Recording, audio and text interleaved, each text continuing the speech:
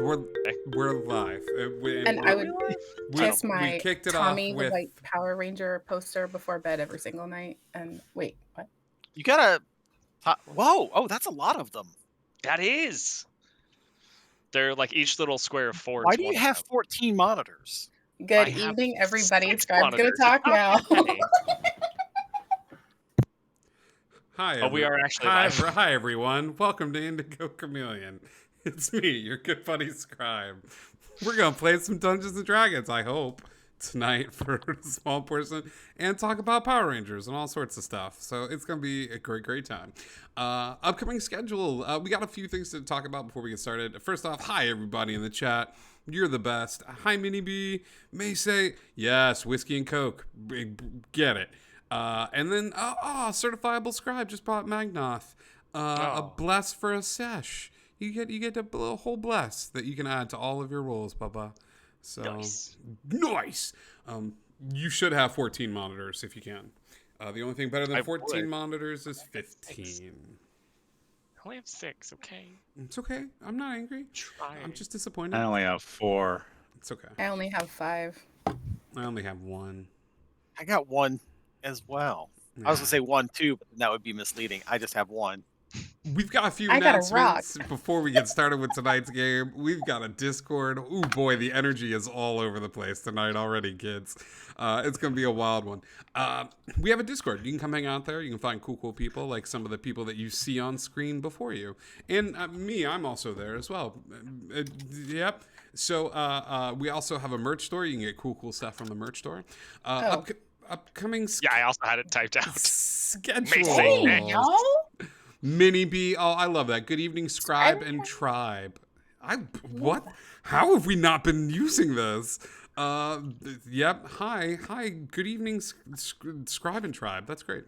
Upcoming schedule for this week. Tomorrow, I actually get to play some D&D. I'm very excited. Our very own Mother of Cats is doing Candlekeep Mysteries. Not only that, but she's doing the highest level Candlekeep Mysteries. I think it's like a level 16. So your boy has been reading a ton of my favorite comic book series of all time, which is Immortal Hulk. It's an amazing run of the Hulk. And so I've created a Bruce Banner barbarian that actually turns into the Hulk. I get to play a barbarian, and so what I'm doing is all of his int stats are maxed completely. So history, investigation, and stuff like that. And it took such a long time to find the perfect build and mixing and matching of feats and stuff like that. But when he hulks out, I get to switch personalities. So I'm very excited. So join us tomorrow for Candlekeep Mysteries. It's a night that we don't normally get to play D&D, but we're playing D&D. So it'll be a fun time. Sunday is normally Strahd Sucks, but it's Super Bowl Sunday.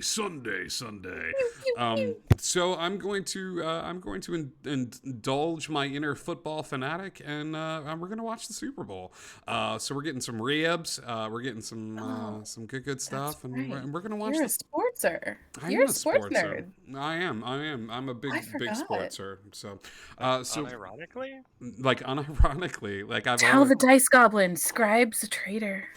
No. Well, I played. Many people don't know Jonas. this, but I played football for a long time. Like I was built like a linebacker. So, for high school and stuff like that. So yeah. So You look more like a ping pong player to me. I get that a lot. I don't even know what that means. You'd be Ping surprised. pong? Oh, My I know new what ping goal pong for means, tonight but is to get Noah into a ping pong tournament. I don't care what it takes. We're rerouting the entire campaign. Scribe immediately rewrites the entire episode to be around the seedy underbelly of the ping pong scene. The new Underdark ping pong tourney. The ribs are from Captain Slaymore's Rusty Bucket Inn and Home with Questionable Barbecue, Chef Holodeath. So now with mushrooms. Now with even more mushrooms. But I wish you the happiest of Sundays, and we'll be on the Discord. But as always, stay tuned for the latest and greatest and up-to-date stuff on the Discord, and it's gonna be a good time. I think that's it for announcements. Not only do we have cool stuff going on, but we also have people here that are doing cool stuff, including Father Patrick, Magnoth. Where can people see you play the D&D? That's not here. On Thursday nights, I will be over on Classy F and Gamers playing the Wild Beyond the Witchlight campaign. That starts at 7 o'clock on Thursdays. Tune in for that. We love our classy effing gamers and their mixture of alcohol and games. It's two great tastes that taste great together, but you just don't remember tasting it because you had a lot of alcohol. Yeah, there's a lot sometimes. There's a lot sometimes. There's a lot to unpack tonight. No, I'm just going to keep unpacking, and then we're going to throw everything on the bed and then unpack it at our convenience. Tonight, you're also going to get to see Wolfgren play D&D, but Wolfgren also has their own D&D channel. Wolfgren, where can people see the cool stuff you do? Well, I tell you what, I'll be swinging those sexy sabers up on the platform. Oldest Beat Saber streamer in the world. Unless you can prove otherwise. Anyways, every morning, 7:30 in the morning Mountain Time, over at Wolfgaren D&D. You're welcome to join us. Have some fun. You might even slip into a little bit of Minecraft, and who knows, maybe a little Phasmophobia time or two. But that's just what we do. Cool. Heroes. Word. I think that's it for announcements. I think that's it for Discord and upcoming stuff on the channel, unless I've missed something. Heroes, go ahead and each of you give me a D20 to kick off tonight's adventure. Just a random D20. No, it's fine. I don't like this. It's Hate fine. this. Ooh, a 20. A 20. Wolf, what'd you get? 8. I got an 8. I got an 8. Okay. Exo got a 7 and Yeah. 14. Exo, you're gonna recap what happened last week on last week's episode for everybody. I'm gonna head on over to twitch.tv/indigo_chameleon and check out the recap because it hasn't yet hit YouTube. Check that out over on youtube.com/indigochameleon. Do I get points for that? You do get points for that. Cool. So here's what happened last week. Father Patrick and us, we started hanging out with this guy, Addy, who took us around to kill a bunch of people, and you asked the wrong person with the memory issues. You really, really did. So basically what happens is we played hopscotch, we played a bunch of jacks, and then we killed a bunch of people. There was some fighting. There was some slime. Did a little bit. We did go exploring in the New Underdark. We also went and visited Father Patrick's sister, who was supposed to have a bead on where the cup is, Mary. Mary used her unique abilities to speak with the world of the dead to discern that the cup had been taken by a seedy organization that Noah had connections with. Does anybody remember the name of that organization? Watchers. Well, it was the Weavers, Yep. but then we had to go over to they don't have it anymore because they give it away. They sold it, and it got sold to someone. That's why we had to go see Mary. That's because true. they didn't have it. So that's when we went and hang out with Mary. And then Mary told us that we got to go and talk to this organization or association of individuals that is specifically responsible for facilitating people selling their souls or finding patrons in exchange for power and money and things of that sort. This association of sorts has given Noah a business card when Noah injured his shoulder, and they are the last known whereabouts for where the cup is, and that is immediately where we are going to pick up on tonight's adventure. So Heroes, there was a bit of a debate. Noah had called the representative from this association, and Ryan. Yep, and talked to Ryan, and Ryan said, "Yeah, absolutely. Tomorrow morning when you wake up, I'm gonna have a car waiting right outside your place. It's gonna pick everybody up, and it's gonna take you here to our main offices." So Heroes, it's a little late in the evening. What would you like to do? There are plenty of places here in the New Underdark. Noah, I don't think you've ever showed your place. It was beautiful, Meowda. Thank you. No one has ever really seen your place, I think, of the adventuring party and things of that sort. But you all have a little bit of time to kill before your car picks you up to visit the association. Do we have enough time to get in like a long rest? Yeah, absolutely. Heroes, you see that Mary and Zach kind of go their separate ways. Zach has some jobs to do as he's kind of pulled away on official business, being one of the official ravens here in the New Underdark. He gets pulled away on bounty hunting business. Mary is happy to have assisted you all and makes Father Patrick swear and promise very many times. May say no, but that's a very good try. Makes Father Patrick swear and promise that they will come and visit them and talk with them and things of that sort, and that this will not be the last time they. I am absolutely sure, Bagnoth. Thank you so much that they could come and visit them. No, not even after the long rest. Thank you. So heroes, how about this? Everybody respectively goes to wherever they need to go to rest for the evening. But you guys realize that Father Patrick doesn't have a place. Everybody else kind of has a place. If you guys want, you can come hang out at my place. I think there's probably plenty of room.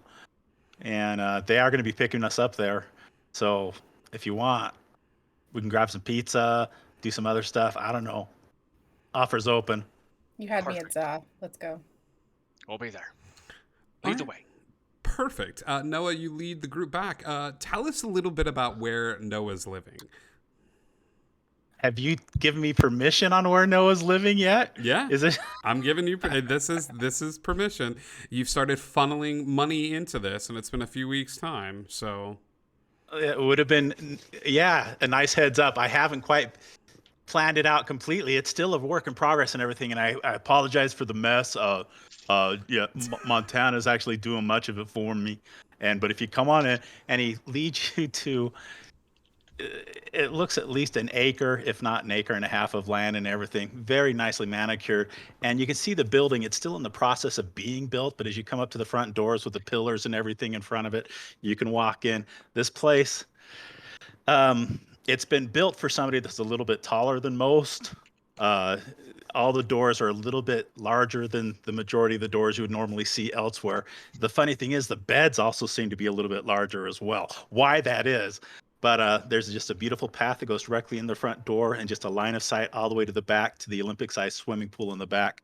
And there's stairs going to the left and stairs going to the right.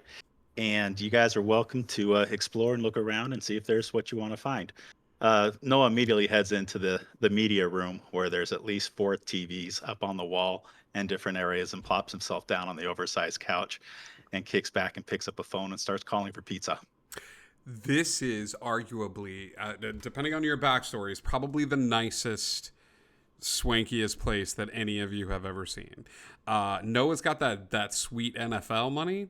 Not only that, but the Saints have been wooing Noah the Ark Sorensen and making sure that they stay. So this house was built or modified specifically for them. So when the huge sprawling kitchen, the latest and greatest in terms of technology, Noah heads to the multimedia room. There's plenty of guest rooms and things of that sort. As you look in each of the drawers in the guest room, should you look and you need a change of clothes, you would find no ending a plethora of New Orleans Saints sweatpants, shirts, jerseys, hats, and things of that sort that you could change into while your clothes are being laundered. After a bit of time, Noah's friend shows up, Montana, and just kind of greets everybody. He goes, hey, Noah, oh, you got friends. You brought friends. Everybody's staying, right? Like, they're staying here tonight. Have we met Montana in person before, or just on the phone? Talked to him on the phone. Montana is where Noah is just sort of a solid, sort of built, tall guy. Montana is almost the complete opposite. This kid, you can tell just by looking at him, he's in his early 20s. This kid has definitely been shoved into his fair share of lockers growing up.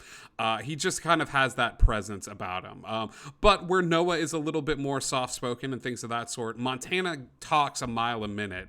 He's almost the first half of magician's trick. Like, look over here, and you keep waiting for the other shoe to drop, but it never does. You're just constantly looking over here.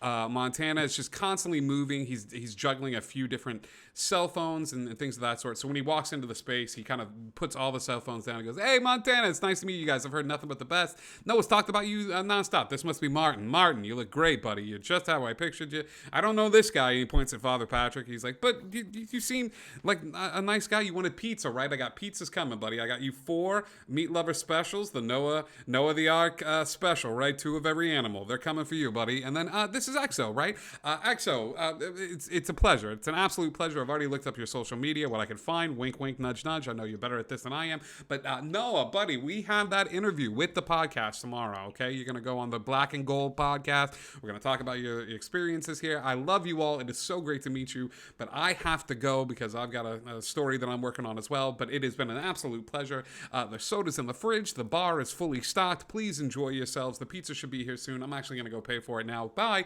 And just walks and talks around the entire room as if he's interacting a West Wing style show and walks out the same way that he came in.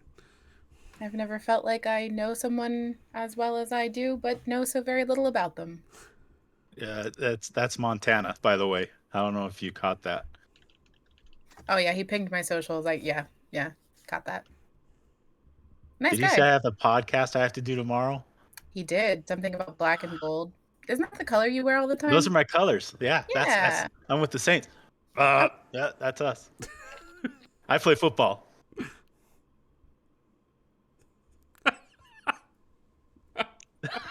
Saints play football here. All right.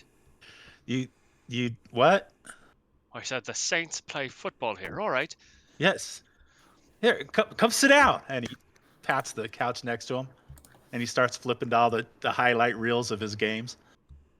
Yeah, sure enough, one of the TVs is constantly showing highlights from Noah's games. And all of you, if you may not watch TV, I don't know about your characters. Father Patrick definitely hasn't been.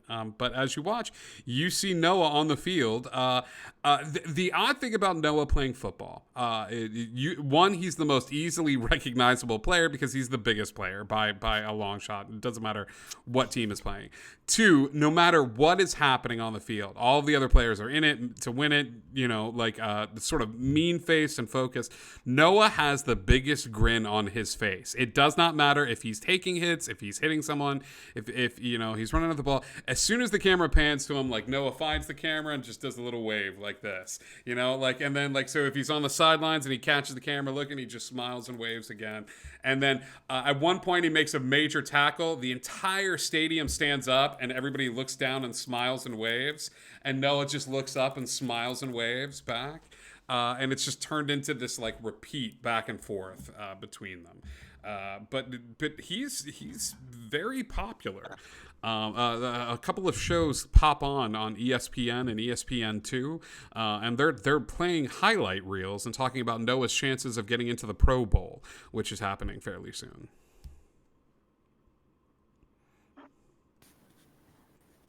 So what That's do you me think up the chances there. of making I don't know Pro if you've Bowl seen this it. year? The Pro Bowl? Yeah. Do they play football there? Dude, you've been there like 3 times already. Or 4? Was it 4? What are you talking? This is my first year with the Saints, but that's okay. I played in the Rose Bowl last year. Does that count? I guess. I'm not a ball fan. I don't. It's literally every one of us Googling Pro Bowl right now. As you all Google Pro Bowl, after a bit of time, the pizza delivery guy shows up and he goes, Mr. Sorensen, hi. And comes up, he's like, I guess we're celebrating tonight. We're not doing our normal 4. You got 7 pizzas. Nice. And drops off the 7 pizzas at the front with some wings and sodas and stuff like that. Thanks. Yeah, it gives a small wave to you and stuff like that. And Noah tips very well. And the delivery driver just kind of turns back and looks at everybody and smiles and waves. And he's like, this guy's putting my kids through college. And walks out to the yeah, you guys all have a great meal. You have the whole house to yourselves as you begin to move about. I'll cut this a little short. Does anybody have any plans or anything that they're doing before they settle down to take a long rest for the night? Yeah, I'm going to explain the Pro Bowl to Noah. Okay, go ahead. Okay, so the Pro Bowl is where selected players from both the AFC and the NFC kind of leagues pick some of their favorites and they designate a team captain, and then they send everybody to do kind of a fun game, a kind of a schoolyard game. Okay, so do they play football though? They do. They do. They play the same kind of football that you do while you play for the Saints because you play football. Then I Mhm. might go if they invite me. I don't know if I'm going to get invited or not. I usually do get invited to things like that. I don't know why, but What's the NFC and AFC? The American Football Club and the National Football Club. I'm making that up. It could possibly be wrong. However, my good friend League, NFL, and AFL. What's NFC and NFC? Isn't that like where you sell pixels? Is that That's an something I NFT? haven't looked into yet. Okay, so some of the party spends their evening before their long rest explaining the finer points of football to Noah. Is anybody else doing anything before you settle down for a long rest? Yeah, just checking in with Grandpa. Yep. He's good. He actually gives away your shift to one of the other employees there. I think there's got to be a sub that kind of steps up every once in a while. Dave. Who? Dave. Dave. Okay, Yeah. I'm making that canon. Yeah, Dave. Dave steps up and does and is doing that. Dave is an artificer and kind of works at the shop for free, so that he has first dibs on some of the spell components. And everybody's always asking, like, Dave, why are you giving up your free time to work at this place for free in exchange for like goods and stuff like that? And Dave just goes like, oh no, I love it and stuff like that. He's like, it's just the people that are the worst. Like if I could just work here, all the time for free, like and get in exchange for spell components and stuff, like it would be fine. I give him a heads up on the Weavers. Okay. Yeah. They may need help. Yeah, absolutely. He nods and shouts to someone back behind the counter. You assume is Dave, and that there might be some kids coming in, and just give him the friends and family discount and things of that sort. So cool. Anybody else doing anything? Skinny dipping. Skinny dipping, yeah, absolutely. Noah's got a big old pool that it takes you a second to realize what it is, but it is fleur-de-lis shaped, carved into the rock and things of that sort, and it is a heated pool. So of all the places to go skinny dipping, this is the place to do it. Nice. You take off your armor, you take off everything, and then just kind of jump in. You spend your evening skinny dipping. Yup. Cool. Everyone, mark down a long rest on your character sheet. You get a little bit of a bonus there, just because everybody's well taken care of. The security here is good and things of that sort. But sure enough, bright and early in the AM, as you all begin to awaken to the smells of the 3 coffee makers that Noah has scattered around the house, that no matter where he's sleeping, the smell of coffee can awaken him. The 3 coffee makers go off and awaken everyone to the smells of fresh brewed coffee. And you realize that you have an hour to go before the car picks you up. You don't know much about this organization, okay, other than the fact that they are responsible for being power brokers of sorts. Is anybody casting anything upon themselves? I'm going to treat this like a preparation round. Is anybody casting anything or doing anything before that car picks you up?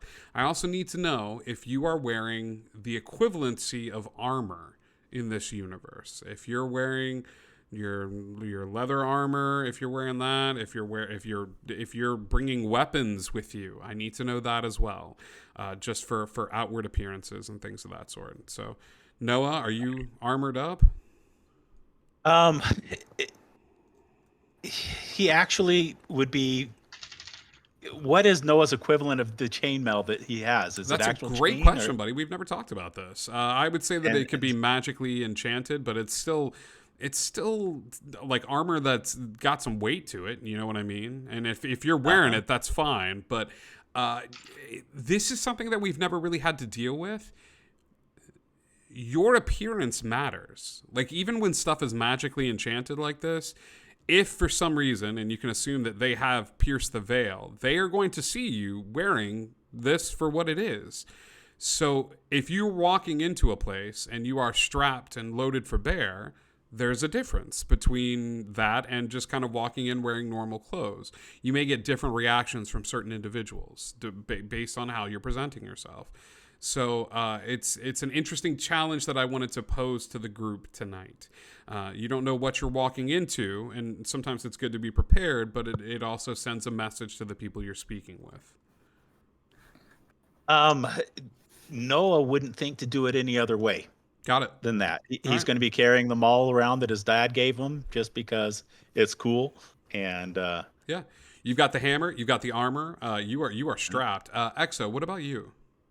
What I have equipped for EXO is a chain shirt, but the idea was to have it be something like a Kevlar-ish situation, simply because Kevlar exists in this world. Yeah, absolutely. So I just equipped something that was kind of equivalent, and I wasn't gonna mess with homebrew stuff. Yeah. And then she's got like a little it's marked as a dagger, but it's not supposed to be like a weapony dagger. It's supposed to be more like a utility knife. Okay. Absolutely. So just like the idea for the chain shirt was like EXO wears hoodies, so That would make sense. kind of like a hoodie with maybe a flak layer inside, not a flak layer, like a a flak layer, one of the cut proof situations, like for kitchen gloves. Okay. Okay. That I can kind of see that. situation. Yeah. Yeah. Martin, what about you, pal? Okay, so you and I had a little bit back and forth on this, but it's the so it's like the lab coat The lab coat, apron. extraordinaire Yeah. situation. So it's like it's the mithril stuff, but that it had the look of the lab coat. I Okay. think that's how we described it. It's the lab coat and then the like the apron underneath it kind of thing. So it's a little bit heavier. It's like a leather apron, but Perfect. but like I don't know, metal Yeah, it looks like lining. it Is looks that, like I mean, you're I don't working. know how like that specifically because it is heavy. So I guess you'd have to have some metal in the apron. I would say it's like a traditional alchemist sort Okay. of like gear and stuff like that. Like it's a pharmacist outfit like on steroids essentially. Like it's just yeah. Yep, yep. Father Patrick, what about you? I mean, I only have the one outfit. You do. Just leather armor with the cassock over it. I to got one cover look. everything up. Yeah. That's all I got. At a certain point, there's a big knock on the door. And as you open it, you see a stretch Humvee. It's ostentatious. It's gaudy. You can see that there are lights all over this thing from the bottom and things of that sort. The sound system is also going at this point, playing some music. And you meet Ryan. Ryan is exactly how you would imagine this guy to look. There are he smells of hair gel and alcohol, essentially. Ryan is wearing a suit that is very, very skinny, very tight on him, but it looks well tailored and well done. He's tall. He's not Noah levels of tall, but about 6'2" and things of that sort. Jet black hair that is slicked back. And as you come out, he is in the process of taking off his glasses. It seems like almost a performance of sort because the timing is just too perfect as the door opens. Ryan smiles and has got these big pearly whites and kind of holds both arms out and he goes, Noah, the Ark Sorensen, how are you? And immediately comes in with grabbing your hand and trying to hug you. Gets about, mid-height on that hug. and Noah does. He's gonna hug him because that's just what it does. Here's a big old hug, and he goes, all right. Oh, you got your entourage with you, right? Okay. Yeah, we got EXO and Martin and the father, man. EXO, Martin. Was it more than a what? 2-second hug. No, it's about a 2-second. Okay. It's one of those, like, bring it in. Canonically, anything more than 3 seconds, I'm in on it. Yeah, you get in on it. Any hug that lasts longer than 2 seconds, Martin's like, we're going to make this a sandwich. Yeah, and you just kind of come in and he goes, EXO, okay, great. You see him pull out his phone and immediately just start typing in. He's like, super, super, super. Martin, great. Father, awesome. We are so excited that you're going to come and finally have a talk with us. I've talked to the heads up, and they are super thrilled that you're coming down to the offices. Right this way. I've got breakfast waiting for you if you haven't had it. And he snaps his fingers. You see a driver promptly get out of the car and open the door to the Humvee for everyone. Is it one of the intentionally like the other side of the car is intentionally blocked off by like seats or whatever? What do you mean? Okay, so it's Are we a going Humvee. into a horseshoe shaped situation? I guess what I'm asking is there seats in the interior of the vehicle that stop you from being able to get in on the other side of the car? No, not at all. You can get So I in on could the other I could side. theoretically walk around the car and get in on my own. You could, as the driver gets out and opens the door for everybody, you could walk over to the other side and get in on the other side. Okay, that's what I want to do, and I want to catch a glance at that license plate on the way. Sure, there is not one. That's sketchy as hell, Scribe. That's sketchy as hell. Can I sit in the front seat? You asked the driver that? Yeah. Can I sit in the front? Can I Can I sit ride in your shotgun? He looks at you somewhat confused and turns back to kind of look at Ryan, and Ryan just smiles wide and gives a little nod. He's like, "Sure, you called shotgun. Get up there." And Martin climbs into the front. Noah, without even a second thought, just jumps in and Yeah. plops himself down on the chair. Okay. Yep, Patrick right behind him, thanks to the door guy. Yeah. Or the driver, I guess. You three pile in. Martin, the driver, kind of looks at you as you get in, as he gets in the car and stuff like that. And you two are somewhat separated, so will not be able to participate in any sort of conversation that happens in the back. But you will have a We're gonna conversation play with with the the driver. radio up front. Yeah. And Martin's like, "Do you like music? Because we're gonna come up with a great mixtape." Yeah. Ryan looks at you all and says, "So, how do you know this guy?" And kind of points over at Noah. His phone out, and he's just perpetually texting on the phone, just in the midst of like having a conversation with you all, but just sort of looking down absentmindedly, typing and texting, and getting little notifications on his phone while he's talking with you all. Is he sitting next to any of us, or He's. how are the seatings? I'll tell you how's the what. seating go? Does anybody want to sit right next to him? No? Okay. I hadn't planned on it. I don't know No. Exo? if anybody else had. You sitting right next to him? You're muted. Sorry, I don't want to sit next to him. I kind of want to sit across from him. You can sit across Unlike from that. him. Yeah. If there's a way to do that. Sure, yeah, you sit across from him and stuff like that. So can the three of us sit on one end yeah. and him across, or will I need Absolutely. to switch over next to him? No. If you three, it's a very large car. I'll say that Noah, Exo, Father, you're sitting across. He's sitting there, and as he sits on the other side and no one sits next to him, he immediately man spreads, just kind of like uncrosses his legs and just kind of like spreads out a little bit and is looking at his phone and things of that sort. Noah, Exo, and Father Patrick, go ahead and give me a perception check. In the vehicle, where is he sitting while we're rolling? While you're rolling, if you all are sitting all kind of together on one side of the car, on the left-hand side, he's on the right-hand side in the middle seat, so as to address everybody that's in that group of three with his entire body. 8, 8, and 8. I haven't rolled it, I'm sorry. And just to be clear, the the windows on the outside of the vehicle are behind him. Yes, you have windows behind you and windows behind him. Perfect. Exo, Father Patrick and Noah, you don't really notice this. He sits down completely. Exo, as you sit, you were the last one to sit, and as you look down at his phone, you see nothing.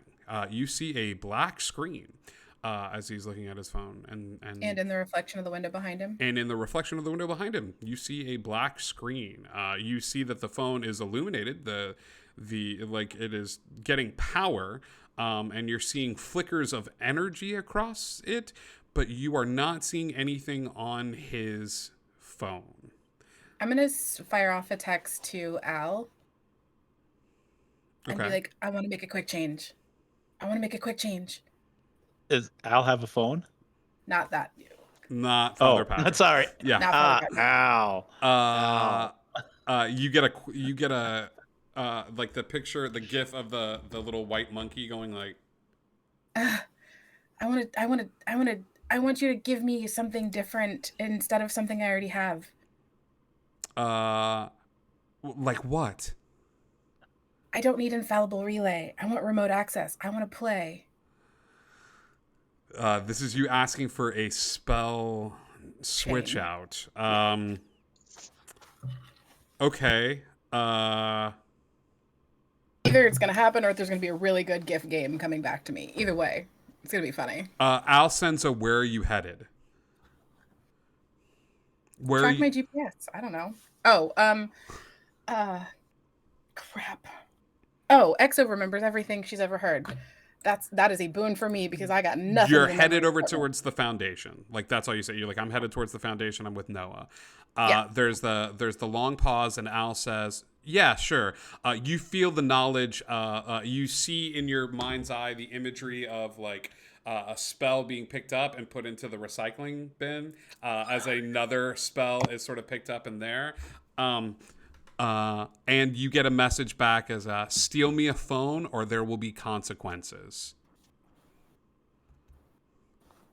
Would I understand what that means without clarifying? Yeah, absolutely. It means steal a phone from the Foundation that would have information on it, or there will be consequences for you afterward. Got it. You get a little image of a person being like, "This ain't free," just over and over again on like repeat and stuff like that. Like, I'm gonna send back a GIF of just like valid. yeah.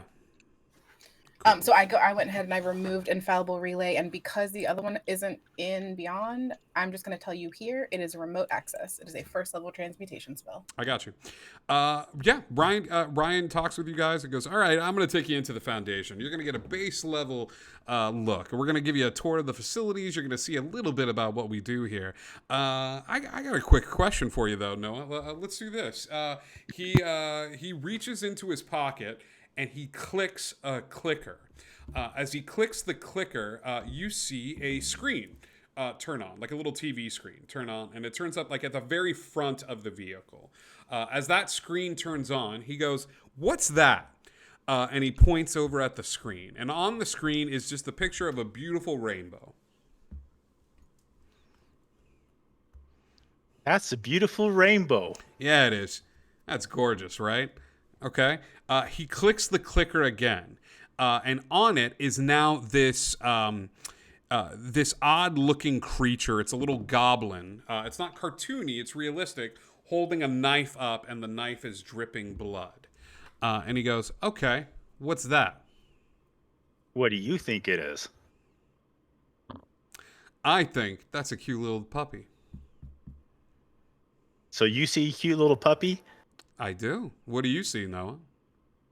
I see this funky little goblin with a knife, dripping blood. He nods his head and he goes, "One more." And he clicks it again and he shows you a picture of Zach. And he goes, "What's that?" How do you know Zach? And he goes, "I think the better question is, when did you pierce the veil?" So you were lying about the puppy. I was lying about the puppy. You were lying. I the knew puppy. you were right. Ryan smiles, and as that conversation happens, he hits the driver's window. Like he gets up out of his seat and goes, "Doom, doom, doom," and hits the window. Let's cut to Martin and the driver because I'm sure there's a conversation I'm gonna knock happening. back with one more knock than he knocked. So like, do. Please don't do this. Oh, I thought that. No, we're not supposed to like tap roll back. down? No, it does roll down. It's a normal car. Why did you ask to sit up here? Call shotgun. No, I understand this, but most people they ride in back. Yeah, but shotgun's the seat. That's why everybody calls it. No, it's seat, but I'm just not used to people sitting up here. Are you going to roll the window down? Or are you going to yell at them from there? Can I roll it down? No, I'm going to. I want you to keep your hands in your lap, please. Can you do this? I got shotgun. I can press a button. Okay, fine. It is middle button Which on button? the console. There are three Third buttons. one? He goes middle button on console. Middle. Okay, so not the left, not the right, Not the middle. the left or the right. Please Do I press. hold it down or just press it No, once? you just press it once. pull up, and press down. No, window up. The window is up. Down. You press Got it. it. Okay, so I'll go down. You pressing it press it. You press it once. I don't hold it. I just press it once and No, let go. and he goes over and Hold it presses down. the button. He presses, and the window You comes weren't down. very a little clear. I think it's the accent. He goes, "Yes," and Ryan turns back. He goes, "Hey, we're gonna take the back entrance." The man raises an eyebrow and he goes, "He passed the test," and he nods his head. I'm proud of you, big guy, for passing the test. Good job. Martin, you press the button to raise it back up. Up. No, press the button again. The middle He one. presses the middle button. The window rises back up. He goes, "Are This you is so much fun up front. are you always this? What is this? Why are you doing this?" I'm excited, aren't you? No. Why not? This is my You're job. driving. Look at me. This is my job. This is not fun, haha game to me. You got Thi- the radio, a This steering wheel. is not. You got buttons. This is not Price is Right. This is my livelihood. Yeah, but you're doing a great job. It's fantastic. And I got to ride up here with you. This is awesome. He cranks up the music a little bit and just like, Yeah. Classical, but this is good. I like it. okay. We cut back to the back of the car.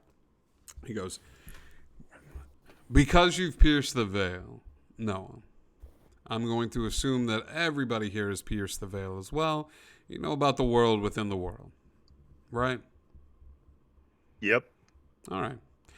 You're going to get to see a little bit more of our facilities than other people may normally see, who just want to kind of be kept at arm's length. Okay? I'm going to try to arrange a meeting with the boss for you. He's a little busy, but I'll see what I can do." So who's the boss? So So you're not the boss, Ryan? no, please. I mean, hopefully one day. No, I'm not the boss. That's Johnny. Awesome. So we get to meet Johnny today. Johnny runs the New Orleans branch, and if we're lucky, he's going to make up a little bit of time, and you'll be able to talk to him and stuff like that, and he'll be able to answer any questions. But I am going to ask all of you and to be on your best behavior. Okay, you are entering into our facilities and things of that sort. So I'm actually going to invoke the rights of hospitality while you're in there.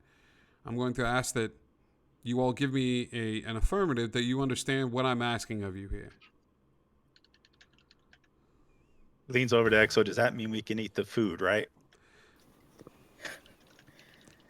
If it is extended to you and it's being offered basically for free and with no strings attached, yeah. Yeah, I understand. Perfect. But there's more to it than that. You have to know that, Noah. Yeah, the important things first, right? Okay. All right. I'm going to, after saying that just perfectly aloud in front of, oh my God. Ryan. I'm sorry, Ryan. In front of Ryan, I'm just going to look at him and wait for his response to what just transpired. She's right in the basis terms. Essentially, it means that we're going to take care of you while you're in there. We're not going to do anything to hurt you or harm you while you're in there, and we expect the same behavior from you and your guest, who you will be representing. All right? Now, should the rules of hospitality be broken, should any of you, the father, big guy up front, and he, you hear this coming over a little like speaker, Martin. So you are at least hearing this part of the conversation of invoking the rights of hospitality. You, Miss Exo, if any of you break these rules of hospitality, then the initial contract that we are entering into is null and void. Does that make sense? Noah, does that make sense? Yes. Do you understand all of what he's saying? Because he didn't tell you I the do, rules. but what about the contract thing that's going on here? The contract thing is something that we're initially gonna talk about and see if we can extend our services to you. Okay. So you don't break the rules. We don't break the rules. Rules are good. Essentially, And, it's don't we're be good. an ass to us. We will not be an ass to you. I'm good. All right. He smiles a little bit and just kind of goes to his phone and stuff like that. And sure enough, it does not take too long for you all to find yourselves pulling up to what appears to be a derelict building. There's one lone guard shack out front. There's an individual sort of sitting out there reading a magazine. As the car pulls up, there isn't even a stop or anything like alongside that. The guard, without sort of looking, flips the switch on the gate. The gate raises, and the limousine pulls up, not to the front entrance to drop off near the front door, but a back entrance. As it gets closer and closer to the back entrance, Ryan goes, "Now, You're entering into a new world, Noah, and in this world, there's some different rules that you may not be used to. For one, here in this sort of side of things on the Vale, there's a there's a bit of a competition, a game of sorts, where the more power and money you have, you don't show it.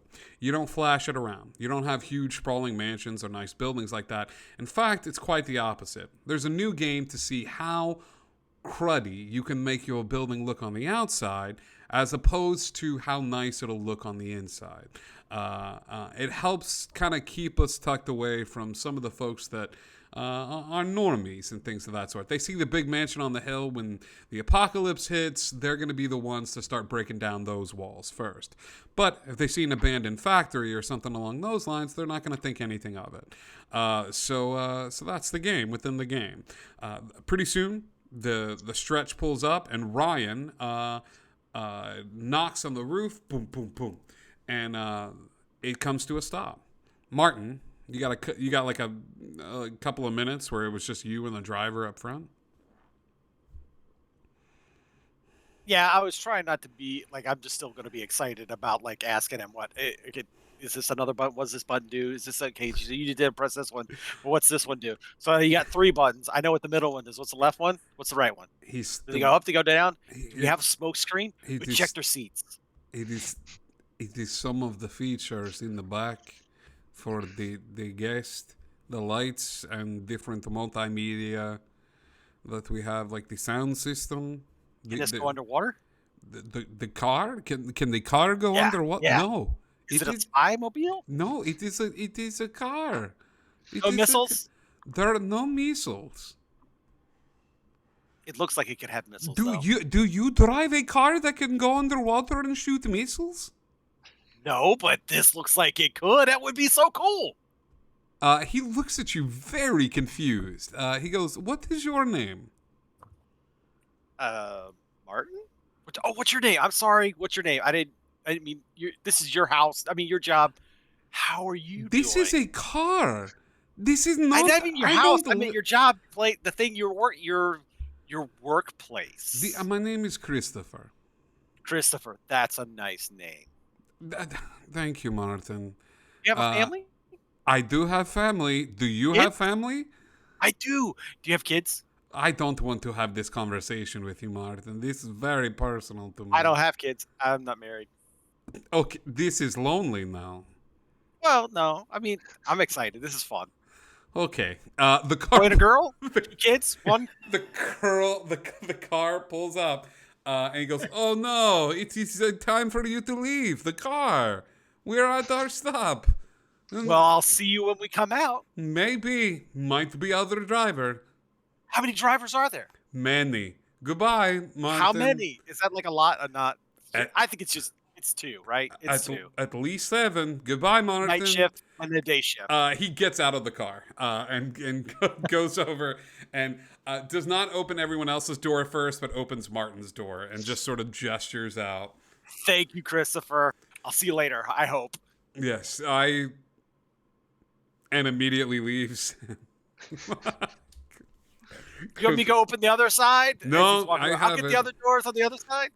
He opens the door for you all, and Noah, Exo, and Father Patrick, you see a very excited Martin who's out the door just being like, "Ah!" It's the coolest car ever. It doesn't have missiles, though. Or It's a maybe he just car. didn't tell Why me would it about have missiles? Look at it. It's a giant Humvee.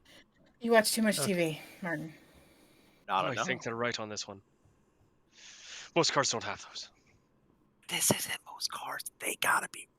Listen, if they've got clients like Noah, they gotta be rolling in it. Ugh, rolling. Oh, I see what you did there with the car. Okay. Yeah, right. I'll follow you. Ryan, Don't get any farther ahead.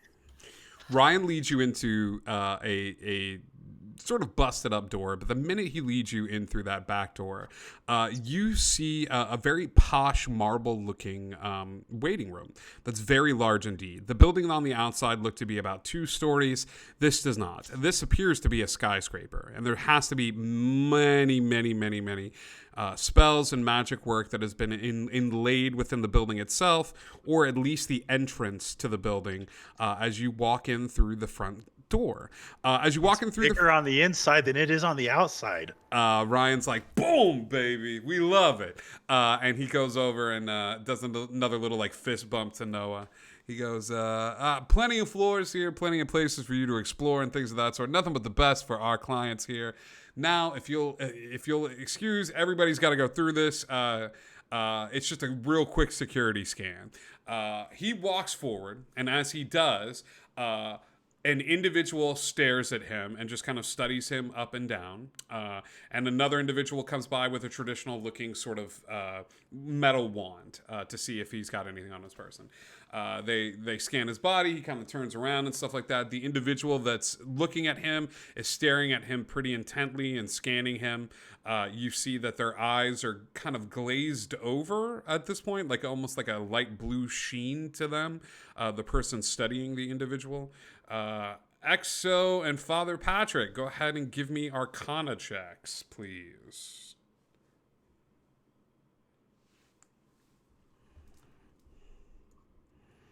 It's a 16. Father Patrick, no.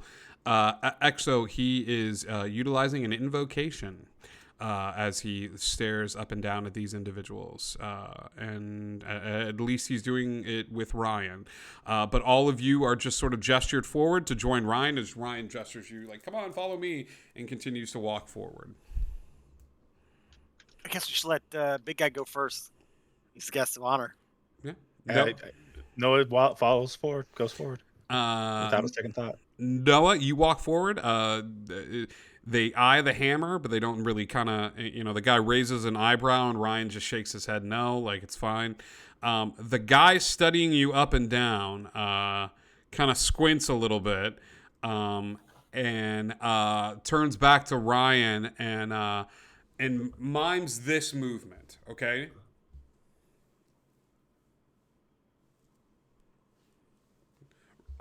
Ryan goes, and he goes, you can go ahead through. Thanks. Noah walks through. Who's up next? Okay. Oh, man. Father Patrick, you go forward. The metal wand kind of goes over your body. While this individual is looking at you, he screams and clutches his eyes, much like Noah did at a certain point in the encounter. And a few other individuals kind of rush out to his side, and he puts a hand up and kind of shutters his eyes like this. And Ryan looks concerned, pulls out his phone, and the guy holds a hand up where he did this movement with Noah. For Father Patrick, he does an exaggerated movement of the same thing, of does a whoop. It just goes above his head and then back down as he's kind of like blinking his eyes, trying to figure out like how to do this. Ryan nods his head and looks over at Father Patrick with a bit of like trying to get a bead on him, but he waves Patrick through. Are they doing anything whatsoever to conceal this silent conversation? No. I mean, Okay. because you can see it. Like, it's not a stealthy, like, thing. They're just making a little, like, they're making weird movements. They're baseball symboling over the plate. Got it. Yeah. X is going to step through, but, like, watch. Like, between the two. Just real, obviously. And she's going to be like... Exo, you get the scan, and instead of the hat thing, you get a thumbs up. And you are escorted through. Yeah, like you were waved through.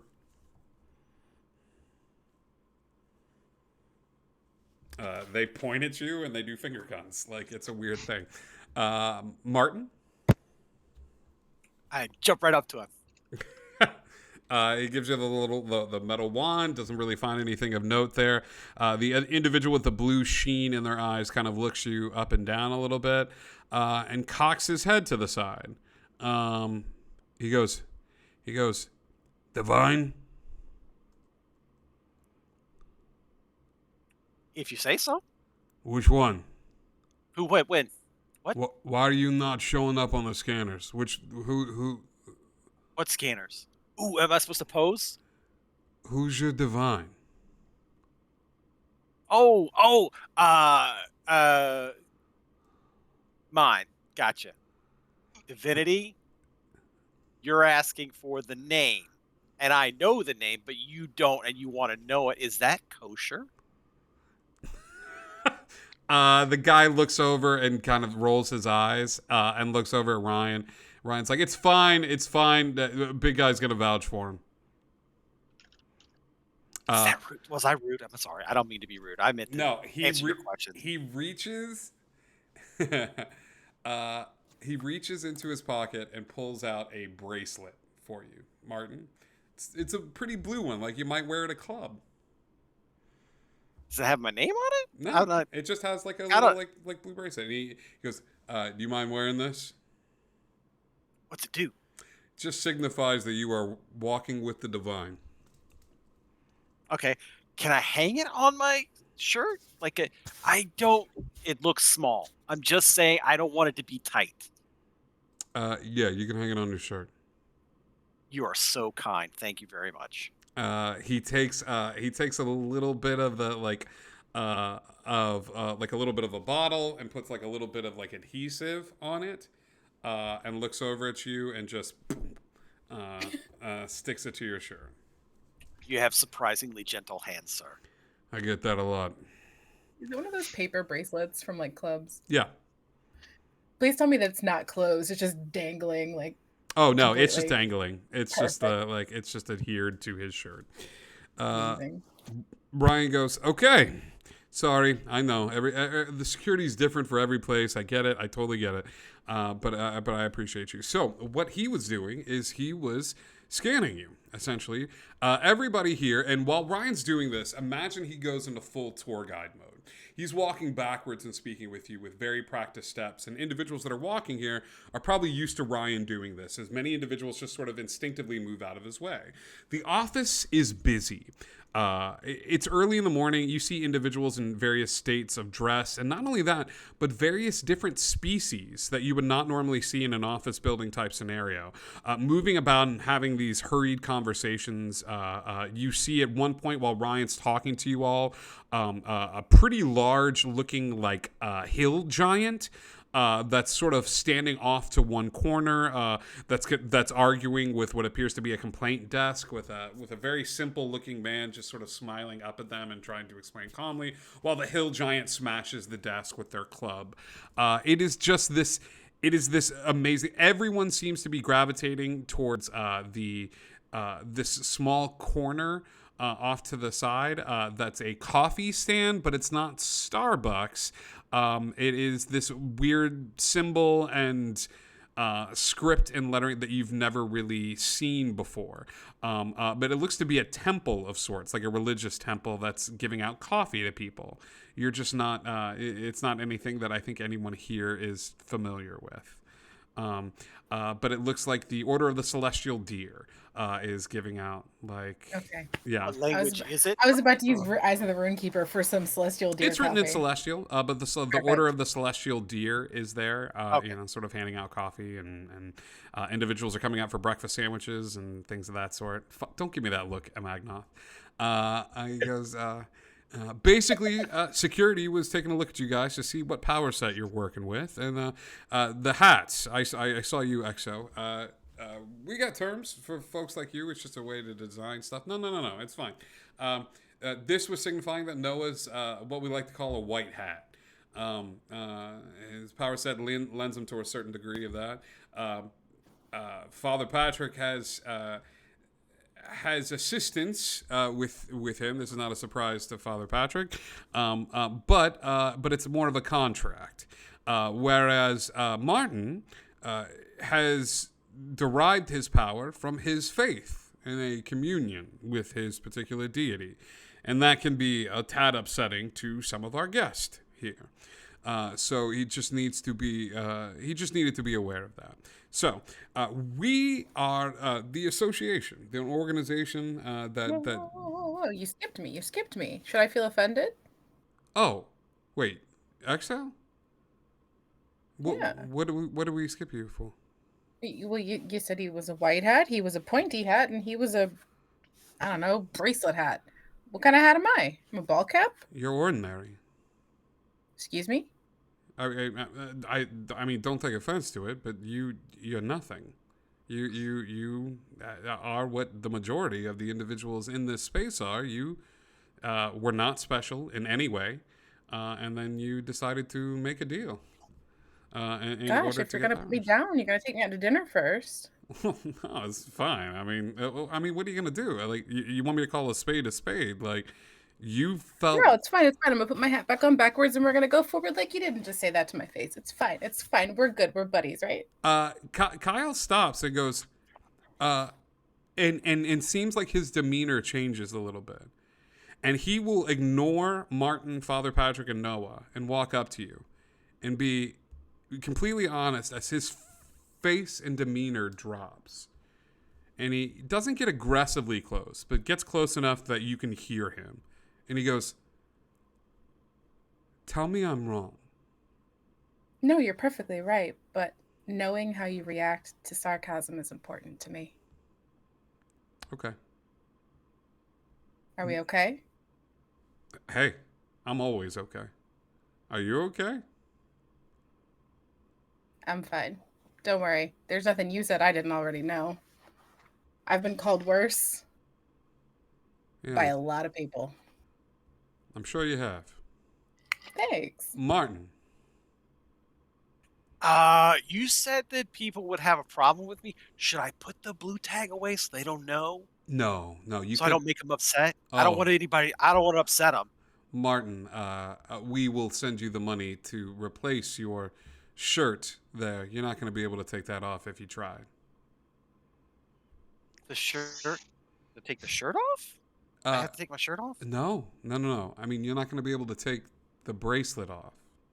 Oh, should I cover it up so that people aren't offended? Because I listen, I don't want to make any trouble here because I'm liking what I see so far. No, you're perfectly fine, Martin. All right, cool. He goes, cool. Let's continue onward. And he begins to kind of walk around the space a little bit. The first room that you guys see is, for lack of a better term, I'm going to say that this, like, I think you all know what I mean by this. This is the bragging room that a lot of companies have. The walls are covered with all of the celebrities that have come, pictures of the celebrities that have come in and out of this space. The space is the show-off room, okay? You see that the furniture is chic and modern and things of that sort. You see almost like get the vibe of individuals when you go to buy a car and they take you into those little like spaces where there's like little like sofas and you can talk with your individual like salesmen and kind of separate off. But this is the main room. And Ryan goes, this is the showroom. This is where individuals come to us when they need to find a patron, essentially, when they need to find somebody to help them sign the accords or get into the realm, as it were. They all have different reasons for doing this. Some of them are looking for money. Some of them are looking for power. Some of them think that they can buy their way into a better life. And this is where we help them with that. Is there anything on the wall that gives indication of whether these are satisfied customers, or do we recognize any that have come to bad ends or anything of that nature? At any point during this, you can ask Ryan questions and things of that sort, and Martin's about to. But Noah, give me a perception check as you kind of scope out the space. It'd be a 17. The pictures on the walls are all of smiling, happy people. Like there doesn't. But I mean, I hate to say this because I think Wolf understands this. I don't know if Noah does. You're not going to post a picture. You're not going to blow up a picture of somebody having a bad day. The pictures that you're going to post are like celebrities, heads of state, different countries, leaders, people that stand out all throughout the years, smiling with the same guy in every photo. The guy in the photo is someone you've never seen before, but you feel like you've seen a lot of before. He's got to be in his early 50s. He's got just enough gray within his black hair to make it look distinguished. That's kind of playing off of the edges, and he wears it well. He's wearing a green suit that seems to offset his eyes, which are this deep emerald green that seems to shine in every photo. He's got a smile, but it's a practice smile, and he's got a very well-trimmed beard. That keeps it kind of tight to the face and things of that sort. He's coming in short. He's coming in at like 5'2" in all of these photos, and as you can compare it to like people that you've seen before, but even in the photos themselves in all these pictures, he's holding himself with a confidence that is shining even in picture form. But it's the same guy all throughout the years. Doesn't seem to be aging in any of the photos. Just this small, sort of well put together guy that's smiling, or he's got his arm around, and things of that sort. And some of the celebrity photos are disconcerting. You see off to the side a picture of Marilyn Monroe. Sort of giving him a little kiss on the cheek and things of that sort. You see celebrities that are no longer with us that are just sort of arms around this individual, and these are the pictures that the people sitting in the seats are looking at as they look around the room. Martin, what was your question? How much is a better life? Is that what you asked Ryan? Yeah, you said that you could buy a better life, so you sell better lives here. Is it a scale, or is it like, I mean, how much better? Like, if I want a really, really better, is it like a scale? Is there a pay sheet? Is there like a list? Like, can it order from column A and B, or some C? He goes, okay, let's do this then. How about a little role play? Okay. He snaps his fingers, and the nearest group of individuals goes, ma'am, let's just continue our conversation in our VIP lounge, and immediately escorts her away. And he, Ryan, sits behind in that seat that they were sitting in and gestures for you all to join. Normally, we would call you in because you are of a certain sect of individuals that we would like to interact with. And you would come in and say, hi, my name is Martin, and I want what?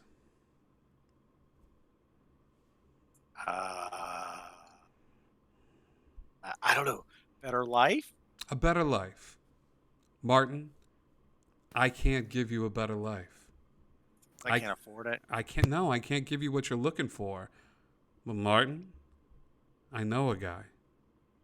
And then I'm going to give you a list of individuals from different realms and walks of life that have different prices. And you, Martin, we act as the middleman. We're going to work as your sort of your best friend, your buddy, when it comes to navigating the tumultuous waters of dealing with individuals that may be operating at a higher power sect than you. And all we ask for, Martin, after you pay the price of whatever you want to pay, all we ask for is your friendship. Is that you remember us along the way. You remember how you got here.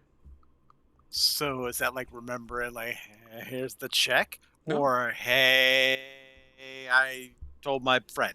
For some of people, it is a check situation, and it is a very large check. For other individuals, it's something more. Here, let me show you our next room. I think you're really going to enjoy it. I'm going to leave this a no. I think this is above my pay grade. No, that's fine. I understand. But here, let me show you this next area. Okay? I really think you're going to enjoy this. Is it a game room? It's not a game room. He leads you to an elevator that's at the back end. Am I going by myself? Is this just... Everybody's No, going? we're all going. You're I all think we're all going. This is creepy all of a sudden. He leads you to the second floor. And as he leads you to the second floor, bringing you to the elevator and up to the second floor, the area changes immediately when the elevator doors open. And he goes, Martin, you came in asking for power in our scenario, and no, I know you were worried about your injuries, but there are some individuals in this world that want a better life, not for themselves, but for other people. And he opens the door to the elevator, and before you is all of the furniture is small. First off, bright colors. You see video game systems set up all throughout the area and things of that sort. You see small rooms set off to the side. Kids are running around the space and things of that sort.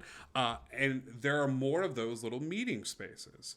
And some of the kids that are running around are hooked up to IVs and just sort of enjoying spending time with each other as you see their parents sitting down at various points spread all throughout this area, sitting down. And he goes, we're making the world a better place, one family at a time. Now, kids, I mean, they're just little. They don't have any way that they can make a difference, and they shouldn't have to. They got a long life to live. So their parents come to us, and they make those same deals that the folks downstairs are making. They trade up a little bit of what they're doing, and we help out as best we can, or at least connect them to people who maybe their life has been really hard and they haven't been able to fix things yet. And we give them a way out. And he walks you past this floor of families inside, people that just look exhausted and tired, that are talking with guys that look just like Ryan. Not identical, but different individuals wearing those suits as you are led through this space. Yes, Mark. I got it. Can I be one of the helper people? Can I do that? Because I can help these people. Some of them I know I can. Do I sign up for that? Because I can do that. I could be a helper. Yes. Kids are awesome. Yeah, you are. You can very easily come and work for the company. I started off in this wanting to get ahead in this world, and I was offered a job here, and you can absolutely do that. They have part-time? Because I have another job? It's not really a part-time gig. You might have to ask your current employer first. First and foremost, it's a family business, and they would want me to help people. So I understand that, but part-time. But I feel like Camelot. I feel like Camelot Concoctions would miss you though if you left.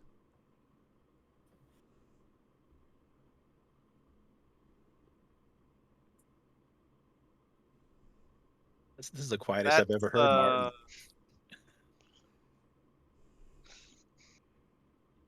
Yeah, there might be some scheduling problems, Martin. Yeah. Your grandfather could run the store by himself, but would you really want him to? Just gonna stare real hard at Martin, like, gee. Same. Just like, no, I don't think he would want to work there by himself. No. Your mom and dad would already have a hard enough time as it is running that pharmacy. Yes, they would. Yeah. Thank you for knowing that and caring.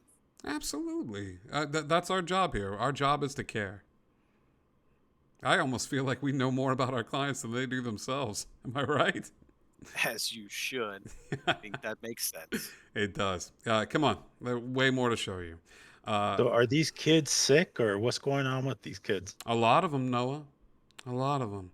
And he goes into this little performance that you realize that he has done a few times, where he goes, some of them are, pal. And they've tried to get help and they can't, but it's up to their parents that will literally do anything they can to give them help. That's what we do here at the association. We give people the help that they need.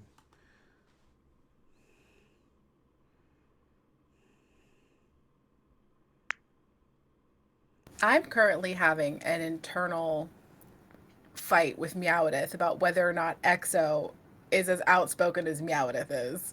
And okay. I don't think she is. Ryan kind of looks at you guys and kind of nods and stuff like that. And then and walks you past these scenes of individuals that are having this, the kids kind of running around and playing and things of that sort, and leads you on a little tour of the area, showing you the latest and greatest and things of that sort. He leads you back to the elevator. He goes, now I'm going to bring you up to the 3rd floor, and it's going to tell you a little bit about how the donuts are made. And unless anybody here has any more questions for me.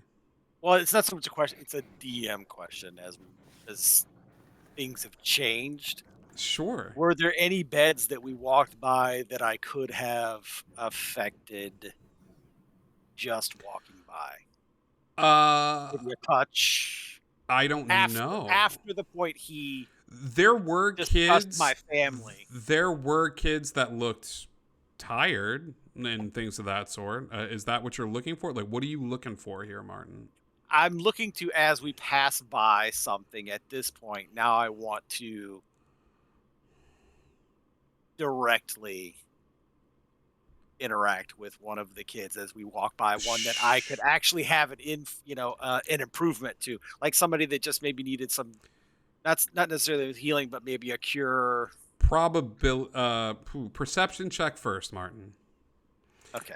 Ryan at one point sees Martin kind of scoping out the area. He goes, I'm going to give you all a minute.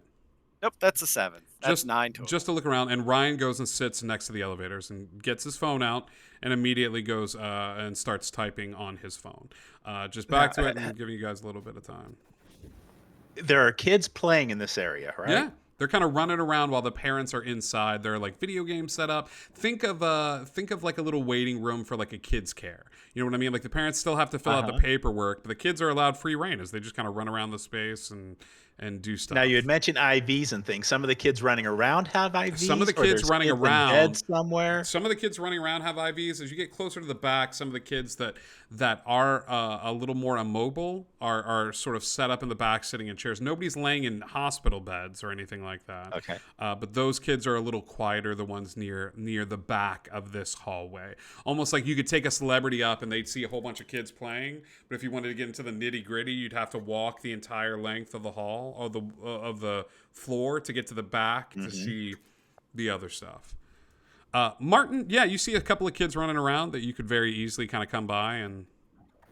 Yeah, just maybe, like, I don't know if a kid was blind or something. Yeah. You find a kid that's kind of off to the side and walking with a bit of a limp, probably about 9 years old. A little kid who's got his phone out and he's playing games on his phone and stuff like that. As you kind of walk up, he looks up at you.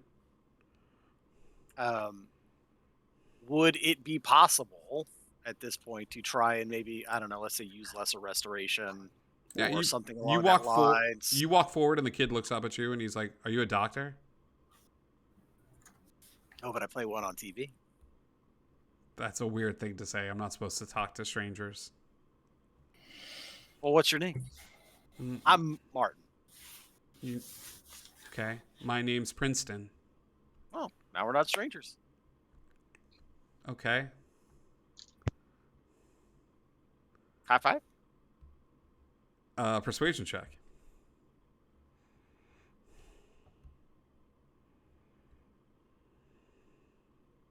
Two. That's a nat 1. One. The kid is like, and just sort of like backs up in his chair a little bit, and he just kind of starts scoping out, and he's like, "I'm really not supposed to talk to or high five strangers." You're right. You're right. You caught me. You got me. Good job. Thank you. So what you in here for? Uh, Laws break. He shrugs his shoulders and kind of looks down at the ground a little bit. He looks back up at you and he says, "It's genetics." Oh, that sounds scary. What's that? It's when you have something that you're born with. Like feet? Yeah. I got born with feet too. It's 2 of them. How many you got? He laughs and says 2. Yeah, that's the right number. Sounds like you got just a little genetics. Yeah. He like nods his head. He's like, "You're weird." And Yeah, you're right. he It's puts fun. a hand up for a high five. All right. Yeah. So when I high five him, can I try the lesser restoration or? What level? Well, it is a level 3. No, its restoration is 2. Okay. Yeah, you go for the high five. As you connect the high five, you channel your god. And as you do, you pour a little bit of that divine energy into Princeton's hand. With that, your ribbon glows bright blue, matching the sort of like the blue sort of regular paper that you would find like a little club thing. But it just glows a bright blue, but it doesn't stop. It continues to glow that bright blue after you've done it. But the kid looks at you with this odd look on his face.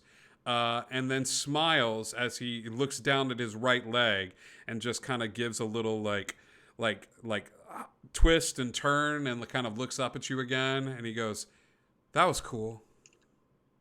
Hey, you got a powerful high five there, buddy. The kid immediately runs away from you and runs into a little cubby. And you watch as he runs into there. He grabs his parents, and his dad's going to sign something. And then all of a sudden kind of looks at his kid. They have a little quick conversation in the room, and the dad puts the pen down and walks out of the room, like grabbing the kid by the hand. The kid like jumps in the air, like does a little like spin kick off the wall and things of that sort. And the guy behind the desk is looking very confused that dad was speaking to. But the dad just kind of picks up the kid and heads over towards the elevators. While Martin is doing this, what are Father Patrick, Exo, and Noah doing? Exo's goal is to talk to Ryan. Okay. Yeah, Ryan's sitting down as you come over. He gives you... Trying to sit down next to, like, in that we're way friendlier in how close we're sitting than we actually are. Yeah. You sit down close. Hey. Hey. Does he cover his phone at all? Yeah. Hey, so I've seen a lot of TV, right? It's kind of what I do. It's like, let's hang out, computers, watch TV, whatever, right? Yeah. I feel like I kind of understand what's happening here. I don't want to like come out and say it because it's kind of like rude to look things in the face or something. I don't know. That's what my therapist tells me. Is this the phone or the people? No, the goal. Like you guys are kind of like doing like the tit for tat kind of thing, like the we'll scratch your back, you scratch ours. Yeah. But like, you're in your personal opinion, like, do you feel like you're doing legit, like good stuff? Like, are you good guys? Like asking you directly and looking in your eyes, are you guys good guys? Or are you you're kind of just like your guys? Because I know you're not bad guys. You're doing too much good to be bad guys. But are you guys? Or are you good guys? He thinks about this for a second. He kind of puts his phone down on his lap. And he goes, you got access to magic, yeah? Yeah. You ever hurt anybody? Yes, of course. By accident and intentionally. Okay. Were they good people? Couldn't tell you. Usually they were just doing something that I didn't want them to do. It's So- selfish. I'm not saying I'm good. I'm wondering if the organization No. has good goals. But what I'm saying is, you didn't set out to hurt them to hurt them. Right. You set out to hurt them because they were counter to how you were feeling at the time. Or Yeah. they were meaning to harm you or the people around you.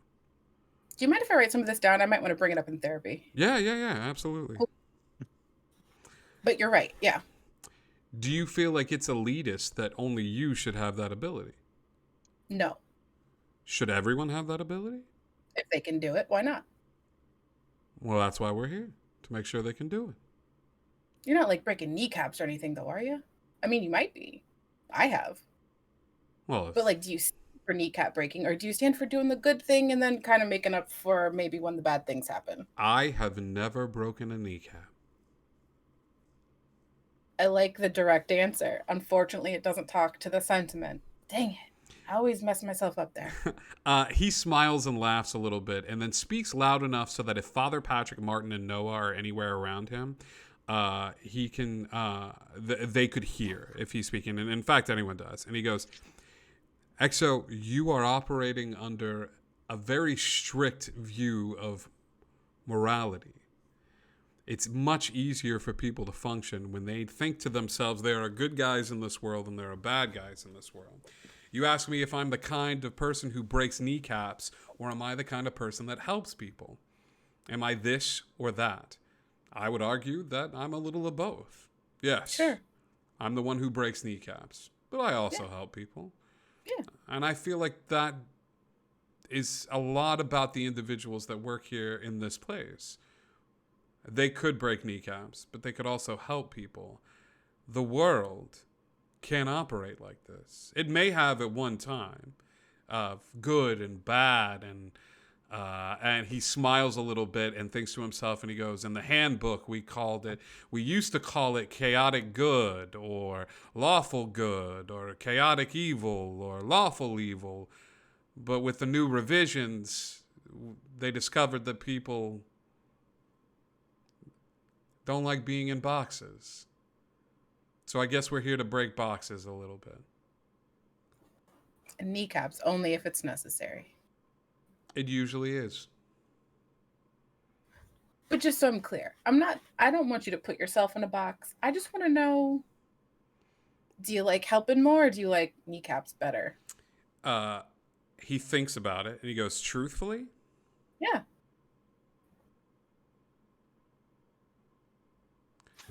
You don't get into this line of work unless you have a healthy love and respect for both. All right, I respect you. You're cool. He goes, I don't care, but thank you. Yeah, cool. And he kind of looks at his phone and pulls it up again and starts looking through it. You're close enough to him that you could probably get this. What's your passive investigation?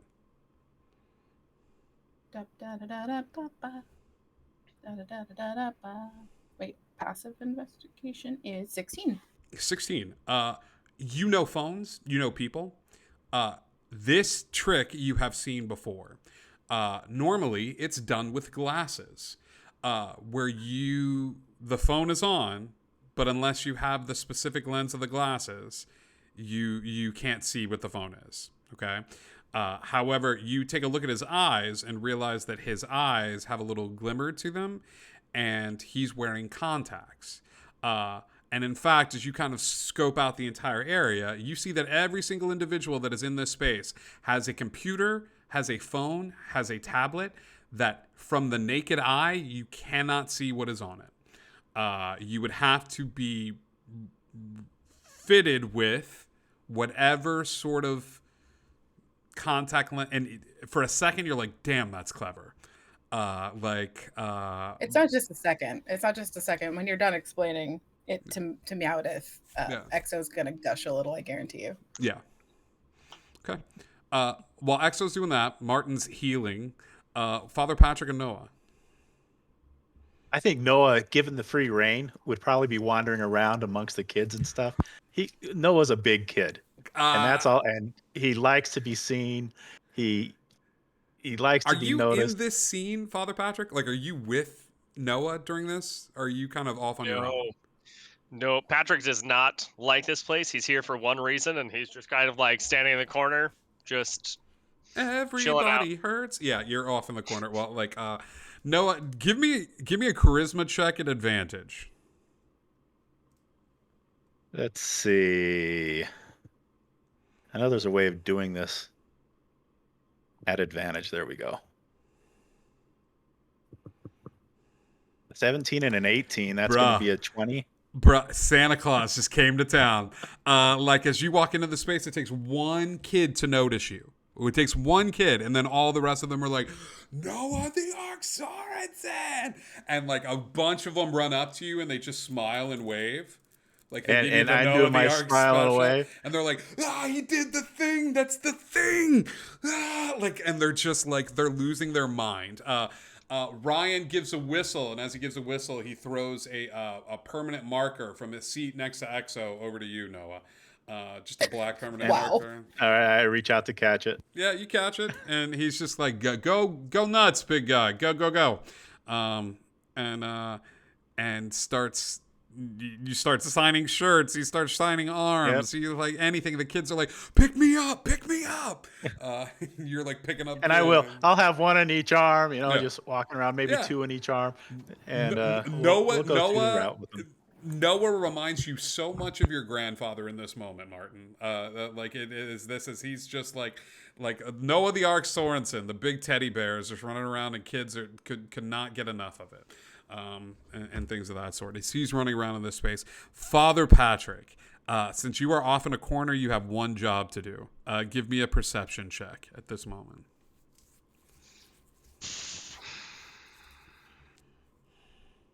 That is my second natural one. That is your second natural one of the night. Yeah. You are goal oriented. You are laser focused. You are in this to win it. You are kind of separated off into a little corner, just kind of paying attention. You notice that there's a flurry of activity inside of the booths, but you can't tell what's going on. As Noah is just like surrounding himself with kids, signing stuff for the kids. There's more activity going off in those little cubicles, but you have no idea what's going on. So, is it a place there are people? You could walk into one. I mean, you could very easily. I mean, but it's not anything that like you standing outside of a door being like you could hear like. But the doors are open. All of them are open. You would just have to walk up next to one.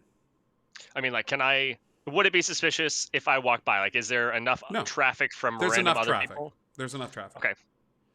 I will do my best to casually pace by there just to see. 13. Okay. You pick up on look, your children are important. And that's why we've brought Noah the Ark Sorensen in here today. Okay? So that we can show you the level of commitment that we have for your families. Like, it's like, this is just a taste. Like, and honestly, all of them are using this in various ways of like, oh man, yeah, Noah's not even the biggest guy that we have here that comes by and visits with the kids. So it's like, you should have seen it. You should have seen it when they got the guy from the Jurassic Park movies to come by and and everybody's just saying like using this as a thing. And so people inside the booths are just like, look like they are just so enamored and swayed. And the more Noah's out there, Noah's doing good and he's bringing joy to these kids. And they are doing exactly what any good salesman would do, which is taking full credit for it and capitalizing on it with the greatest of ease. And the more booths that you walk by, the more that every single one of them, in their own way, some of them more subtle, some of them more blatant, are capitalizing on just Noah's presence being here. All right. I'm going to just make my way back over to where I was standing. Okay. Looking increasingly disgusted with this place. Yeah. Ryan kind of gestures to everybody and gives a wave, and he goes, "If you're ready, the big guy, Johnny, he's got a few moments in his schedule. If you guys want to meet the Tutankhamun." Sure. Is everyone ready? I mean, has somebody gotten my attention? Did Ryan catch my attention? Ryan caught your attention. I just assumed Noah was still under a swarm of children, like locusts. As the elevator door opens, you see, who's ready for snacks? As this trolley kind of comes out of the elevator with all sorts of stuff to kind of divert attention, almost like Ryan had ordered it on his phone. That kind of goes off to the side. The kids swarm the little snack area. Yeah. I'm going to walk to the trolley as well. You're going to go to the trolley as well? Yeah. Martin, give me athletics checks. Oh, God. Just I'm one. not trying to trample these kids. No, just give me an athletics check.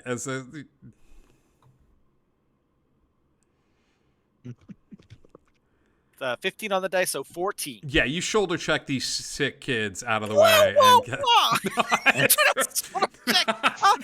in line. I'll take a cue. I'm not gonna. The price is wrong. I'll trip the one non-limpy kid now. Martin, you go over. Yeah, you wait your turn, or you're hanging out and stuff like that. The kids are grabbing snacks. You kind of come up. The girl at the at the snack cart kind of looks up. She's like, "Oh, hey, yeah. There's no age limit. Did you want something?"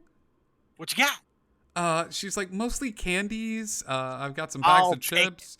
One of everything. Got it." She takes this little bag out and puts. Well, it I in the- mean, because also my buddy Noah. So I mean, Yeah, he's yeah. like 18 kid sizes. she Maybe takes 32. she takes little bits of candy and places it in the bag. Yes. She fills the bag up with candy. She's like, have a great day. You have the awesomest job giving candy to kids. This is the awesomest job ever. Mm-hmm. It's pretty great. Sweet. How did you get here? How close is Martin to Noah right now? Because Noah knows that we need to get through some of this. Yeah. Ryan looks over at Martin and goes, "Martin, the train's leaving. Are you staying here?" God, it's such a tough question. Yeah. No. Yeah. Yeah, I'm coming. Okay. She hands you the bag of candy and just gives you a sweet smile. Insight Thank check? you.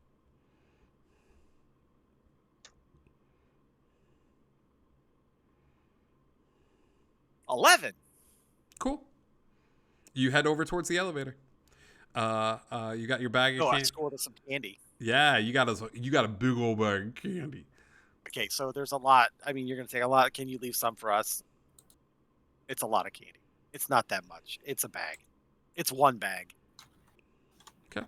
You get the bag of candy. You are brought over towards the elevator. Ryan takes a key card out from his back pocket and puts it into a key card slot. And you notice that there's a lot of floors to this place. You are all currently on floor 3, and there's 14 in total. As he puts the key card into the slot, you notice that another button sort of magically manifests as if it was invisible to floor 15 at the very top of this. Ryan presses the button for floor 15, and the elevator goes up, and he goes, "This is very special, Noah, and I want you to know how special you are that you get to talk with the Johnny. boss man, with Johnny. He's not formal, so he prefers it if you just refer to him as Johnny. Okay? But you have to call him the boss? No, I call him something a little different. But I'm What do you excited call that you him? get to meet him. He goes, company secret, Martin. Oh, is it a cool nickname? It's the coolest nickname. Do you get a cool nickname too? No? So only the boss gets a cool nickname? Yeah, Martin. Do you want a cool nickname? I would Martin. love a cool nickname. What? What, Noah? Noah's got a cool nickname. Tell him. Yes, okay. I do. But he knows my nickname. The elevator opens, and you see a small desk with a receptionist. The receptionist is the largest pixie you have ever seen in your life. She's human-sized. She's got the wings on the back as well. And she sits at the desk with everything on the desk perfectly placed. Pencil cup, a little tray of mints and things of that sort, but looks over at the door and smiles. And as she smiles very wide. But where her teeth would be are sharpened, what appears to be shark's teeth. So it's not a smile filled with malice. It is a pleasant smile, but there's an edge to it because you can see that all of the teeth inside of her mouth are just sharpened to fine points as she smiles. And she goes, Johnny is very excited to see you. In fact, I'll let him know you're here. And she pings the phone, and as she pings the phone, in a practice movement, the 2 double doors leading into the office open. Behind Johnny is a very large, sprawling desk that sits at the center of the room. It is a circular desk, so that if he were to sit in it, he could address everybody in the room. There are comfortable chairs that are kind of spread all throughout. It gives an odd vibe to the space. Normally, you would imagine the desk pushed to the wall, and he's got the space. No, this is an area that's almost have no other way to describe it other than having like severe religious overtones to it. This is dictator rather than anything else. And at the center of that desk, where the chair is, sitting in full view, is the cup. It's everything your father thought it would be and told you that it would be. Golden, it's got the jewels on it and things of that sort. And you see this circular pattern now in the room and on the floor. There's an outline of red carpet and regular carpet in the waiting room. With a quick look into it and insight, you realize that he has, in no uncertain terms, marked the radius of the spell with carpet. Okay? Red carpet means that you are in radius of the cup, which is right where the doors stop. And brown carpet means you're in the waiting room. Okay? Martin, does anybody want to do anything as this individual opens the doors and gives a smile to everybody? Go ahead, Martin. Can I dig in the bag and look and see if there's some pixie sticks in there? Sure. You reach in the bag. You're rifling through stuff. You find a small piece of paper kind of tucked at the bottom of the bag and some pixie sticks. Snickers, Mountain, Milky Ways. I take the pixie sticks out and give them to the girl. What was her name again? She smiles sweetly. She hasn't told you yet. These are for you. Thank you so much. That's so sweet. I don't know if you like pixie sticks or not, but I thought it was cute. She goes, of course I do. And she takes the pixie sticks and puts them on her desk. I'm Belinda. Belinda, you're beautiful. Because you're handsome yourself. And just kind of gives you like a small smile. And he goes, the guy steps out of the office and he goes, see, this is what I like to see. I like to see connections between my employees and the people that we help. I'm Johnny. Mr. Sorensen, it is an absolute pleasure. Can I? No, I'm Mr. Sorensen's my dad. I've been wanting to say that for the longest time. Johnny walks forward and gives you a handshake. And as he does, it's firm. It's strong, bud. And he just kind of gives you a small nod and a smile. He holds himself with a weight to him. He's short, but Johnny fills a room. This is the man in the pictures, right? This is the guy in the pictures. Doesn't look like he's aged at all. Yeah. Walks over towards Exo and he goes, Miss Exo. That's my father. No, wait. Hi. It's nice to meet you. I love the place. A gift. Belinda. Sure. Let me see what I have. He holds a hand up and he goes, Belinda, your phone. And he reaches out his hand, and Belinda looks up at him confused, and he goes, your phone, Belinda.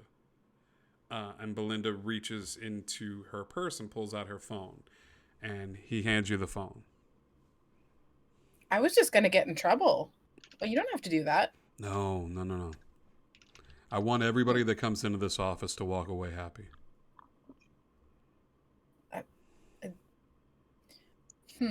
Okay. It's very kind of you. Also a little weird. Is it? Did you tap my phone before I got here or after? Just curious. I think it's mighty bold of you to assume that I don't work very closely with Al. You know what? It is mighty bold. So why did he want me to steal it if he could have just asked? The inner workings of Al are unknown to anyone. If we could understand how his brain operates, we would understand a lot more about how the universe operates. You are so right. Chances are, while this whole conversation has been happening from the time you entered into these offices, they're probably still playing Pokemon. Off and on. Probably. All I've gotten is Pokemon gifts lately. It happens. He goes, but please, tell your boss, thank you for their continued assistance. You hear that? Yeah. They like you. Okay. They like you. He goes, would you like to speak in my office? We can speak out here in the waiting room if you'd like. Actually, I think the office would be the best place. Please. He walks into the space and very calmly kind of comes into the space. There's plenty of comfortable chairs in the space that could accommodate even you, Noah. And he goes, "Can I make anybody a drink?" I'm assuming the laws of hospitality extend into your office as well. No, the laws of respect and courtesy extend into my office, as well as the laws of hospitality. Anybody want some scotch? Older than I am? Exactly how old? Hmm? Exactly how old? He smiles at you and he goes, "Old enough." He goes over and takes a bottle and pours a glass for himself and sits down. "So, Mr. Sorensen, you were interested in signing up with one of our associates here." Well, he actually approached me first, and then if nobody's stopping him, Noah's about to spill his whole heart right now Yeah, go ahead. to where things are going. And then I actually got something from my father that I need to be taken care of. And using my shoulder as an excuse seemed a good way of getting in here. But you seem like a reasonable man, and I think we should just sit down and put everything out on the table. I take that as high praise. I assume you're referring to this. And he looks back at the large cup on the table. I can only assume you know what that cup, the importance of the cup itself. He smiles and he kind of taps it affectionately as he sips his scotch, and then turns back and looks at you and he goes, "It's not just a symbol. Cups, the symbol of a cup, breaking bread, drinking wine with someone. That iconography goes back a long, long time, Noah. And it's very powerful stuff.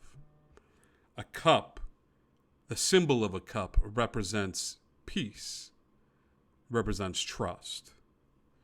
I think that's why your father and some of the other individuals use that particular iconography for the housing of their spell. I enjoy it because, one, it keeps me alive. I like having civil conversation. And two, I think it brings the room together. So, I understand you need it. What would you like to offer?"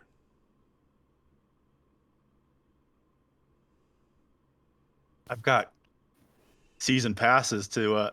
I just kidding. He laughs. He laughs a little bit. He goes, "That's fair. I do have access to those." So, I'm aware that you do. Hey, We've Noah, Martin. find out what he wants in exchange. I think we can all speak freely here. you can. If that's not the case, what do you want? What would you see as fair recompense for the cup? You know the importance of it as far as even the symbolism, but also Real That's real a big fast. word. Okay. Can While we, this Elmo. can we for conversation, just a moment while this discuss conversation is why happening, Noah knows the word recompense? yeah, Big word for Elmo. That's a big word that's a for big Elmo. word for Elmo. Noah, he had to learn it when he was doing his contracts for the LA Saints. He wasn't quite sure of the entire scope He's of the saving word, that but $5 word. that was Montana explained it to him. And no, I'm just kidding. That's valid. It's totally valid. Thank I you. love it. I love 100% of it. Noah, he looks at you with a little bit of respect, and he goes, "That's good. You'd be surprised how few people ask what I want before they come in trying to offer the world. What do I want? I want to keep doing what I'm doing. I want to live my life. I want to make the world a better place, one deal at a time. There's plenty of ways that I could do that." Yeah, looking at your pictures downstairs, you've been doing this a long time. He laughs. He goes, "You're not wrong. Healthy living." Can I read? I only had the cup for 7 years. Yep. Was there something that changed in your life, making it where the cup was necessary, or is it more of an acquisition? He looks over at Exo and winks. I was acquisitioned. Good word. I'll give you $5 later. Thanks. Exo, what are you asking? I wanted to do an insight check on when he said, I want to continue doing good works. I Okay. want to check out body language, whether or not he Insight has any check. microexpressions. Yeah. I want to do the full breakdown. That's a 7. So Okay. Exo's scratching her butt or something. I don't know. No. I mean, he believes what he's doing is good work. That the most dangerous man is not somebody that is playing the most dangerous man is the individual that is fully convinced 100% that what they are doing is their work. Their strength comes in conviction, not in Unfortunately playing the game. So He's the hero of his own story. Yeah. So he goes, I could see a couple of different ways. The easiest and the most amenable to me is this.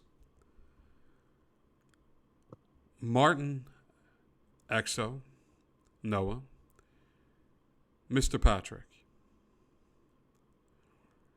Just like this cup represents the symbology of peace, that's all I want. I would like to hand this cup over to you if I can ensure peace from you. Because I feel like just as the cup symbolizes peace, you represent some of the individuals of New Orleans. You come here seeking peace, seeing a little bit of the work we do. So how about this?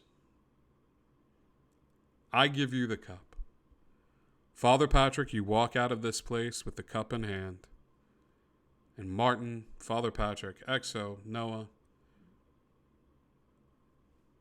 you don't do anything. We exist in a peaceful cohabitation in the city of New Orleans. Does that include slightly glancing askew if kneecaps get a little squishy? He holds up the cup to you and he goes, sometimes, and I mean sometimes, not all the time, kneecaps need to be broken. Things have to be done. There. And I would just ask that you put your faith in me in leading this city towards the path that we are leading it towards, which is helping those that need help. Martin, If our this is not a classroom. You can speak freely. I'll wait for Exo to finish. Go for it. So, why are you asking peace from us? Like, we're just a regular old group of people. Aren't you already doing the business on your own? Martin, I did not expect you to be the one that would lie, to be the first one to lie. What did I do to you? You haven't done anything to me, but don't come in here pretending to be you're just a regular group of people. Martin, you're representative of the Camelot's concoctions with connections all over this city. Your word carries a weight to it. Exo is closely connected with an artificial intelligence that controls the technology of the city. Well, Noah is an up-and-comer. Noah is an up-and-comer. As part of the New Orleans Saints and represents close ties to social media and some of the other individuals that you associate with. You've got connections to the New Orleans Police Department. You've got connections to the New Underdark and some of the factions found therein. You may be individuals, but you represent, just like this cup, important factions and groups within my city. And Father Patrick, well, Father Patrick, you know what you represent. Indeed I do. But again, my question is, how are we preventing you from doing anything? You've existed without us. Martin, he's not saying that we're preventing him. He's asking us to stay out of the way. Yeah. Why are we bothering him? He's asking us not to. He's not saying we are. He's saying that if our interests don't align business in the as usual. future. It would just be business as usual. Exactly, Martin. So Think what for a second, Martin. If you downside? wanted something that he also wanted, he's asking you to stand down and let him have the thing. Does that make more sense? So let's say there was a nickel on the ground, and Mhm. I saw it, and he saw it. I could let him have it. He puts a Good. hand up and he goes, "On the contrary, there's a nickel on the ground. You see it, and I see it. What I want to do is let someone from the city pick it up. I don't want either of us to touch it." Seems fair. Yeah. He nods. He goes, "It is." I don't get it, guys. I mean, it seems like it's so cool. I mean, we're not messing with him now. I mean, Do you mind if we have a minute to discuss this before we say yes or no? Absolutely. Would you like the room? If you'd give it to us, it'd be great. Absolutely. He gets up. He goes over and gives himself a little bit of a refill on the scotch, and he heads over towards the front door, and gives you all a small, polite nod and closes it. All right. So, do you know if he's listening to us? Probably. Gonna look over at Exo. Okay. Great. You can assume he is. Well, I mean, I'm going to, unfortunately, but. Great. I'm just gonna walk over to his desk and see if there's just like a completely blank piece of paper and a pen. Yeah, absolutely. You find a couple of different office supplies and things of that sort. Just grab one of them. I'm gonna write on a piece of paper. Do you see anything when you look at him, and put "look" in quotation marks and hand it to Noah and hope that he understands what I'm asking? I haven't tried to look. Maybe you should when he comes back in. Would that be a breach of why we're here? I don't think it's disrespectful to look at someone. I could be wrong, and looks around to the others. I don't know what look means. That's between you two. He looked at you. You looked back, and he stepped away. I don't know what he saw. I don't know what he did. Is it disrespectful to look? That's between y'all.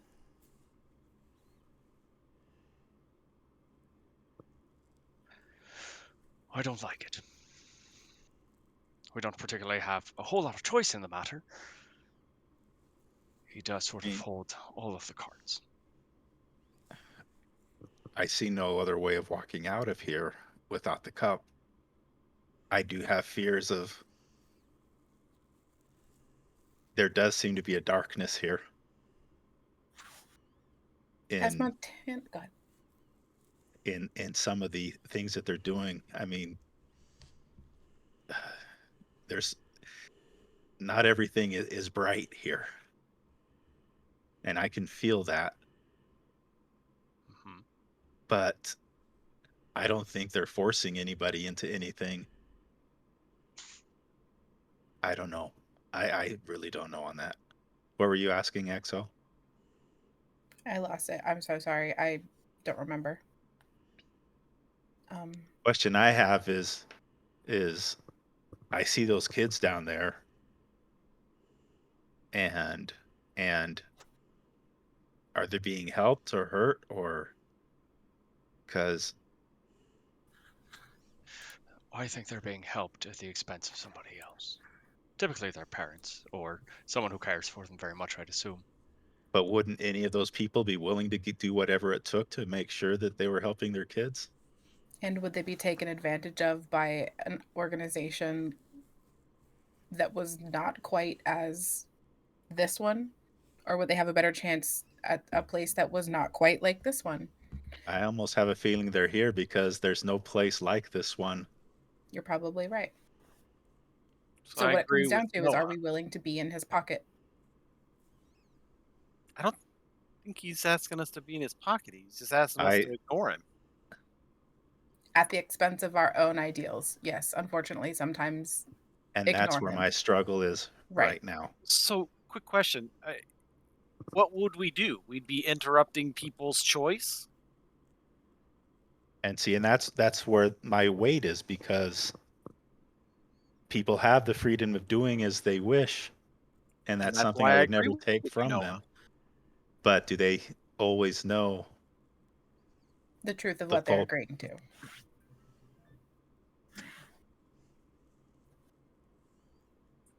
However, up I to us weigh to that decide? against what needs to happen with this cup as well. Two warring factions brought to peace. Wouldn't both of these situations be a greater good?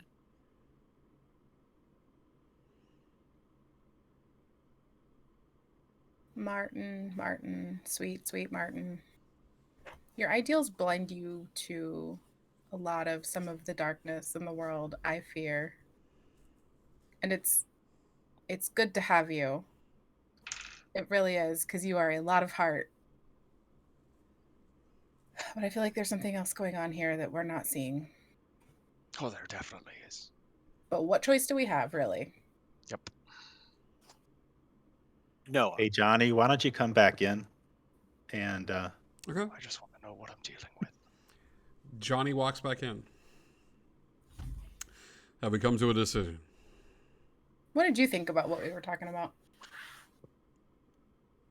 About what you were talking about in here? Mm-hmm. I wasn't listening. Inside check. Insight check. Give me an insight check. 12. I'm only rolling ones and sevens. It's tonight, ones y'all. and That's sevens, it. kids. He looks at you and he goes, okay. When you don't have a good chess player, you play yourself. I was not listening, but here's what I think is happening. I know for a fact that you don't necessarily agree with my practices because you don't see the whole picture. I Accurate. know that this decision means something to you, otherwise I wouldn't have asked you to make it. This item, the cup, is valuable, so I need something of value. The question you're having is this. Is the good we're about to do outweighing the bad that could possibly come from agreeing to do the good? I'm not here to tell you what your decision should be. I am running a business. I am living my life the best way I know how. I am helping people. I believe in our mission. And I believe that I am the right man to lead that mission. And I have faith, just as Martin does, that what I am doing is the correct path. And that faith gives me strength. If you don't want to give me this, that's fine. I understand. Counter offer, I'll take the angel. They'd know if Noah went missing. Not him. He's the only. You're an angel, Noah. Father Patrick Sexo. has struck a bargain of sorts with the angel attached to him. I would like him to break his agreement. And I would also let you leave with the cup as well.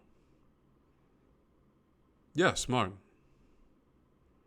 Counter offer. He smiles. You made mention that you were worried that you might not be able to carry on your work. Question: is that because you're worried about your mortality, or is that you're worried about somebody? This is some question. Are you worried about somebody taking away this job? He goes, you want the honest answer? Yeah, because it's the part of the counter offer. He reaches into his pocket and pulls out his phone. He hits a button on his phone. The walls around the office begin to drop, and you see CNN, and you see Fox News, you see MSNBC, and you see countless other news outlets. And he goes, people are not getting smarter. People are becoming more and more divisive. The world, as much as I've tried, is turning black and white. Good versus evil. Left versus right. It is not they have a different opinion. It is they are wrong. They are bad. This is bad. You did good. You're great. He's not. The world has become more and more divisive. And I have been around long enough to know where the puck is headed. So I want to be around. And I'm worried that somebody at some point, not this group, but another group, is going to look at me and go, that's wrong. And step up and change it. What would they see to make them say that, Johnny? So, I don't have to answer that question. You don't. You absolutely don't. What would they think they see? XO. I don't have to Fine. answer that question. You certainly don't. Martin. You're not coming through, Martin. So my offer was this. It was going to be, the counter offer was going to be, if it was your mortality, which it may be, and that's kind of where you're leading, that somebody might take you out and that night you would no longer exist. Is that not? No. You're just worried about losing the I'm not worried. job. I'm not worried about that right now. So you're the job. Somebody taking away your job. Somebody breaking my kingdom. Kings have done more for less. So how would they break your kingdom? He looks taking you out? Martin, by attacking me, by bringing too much power to the table that I cannot stand against.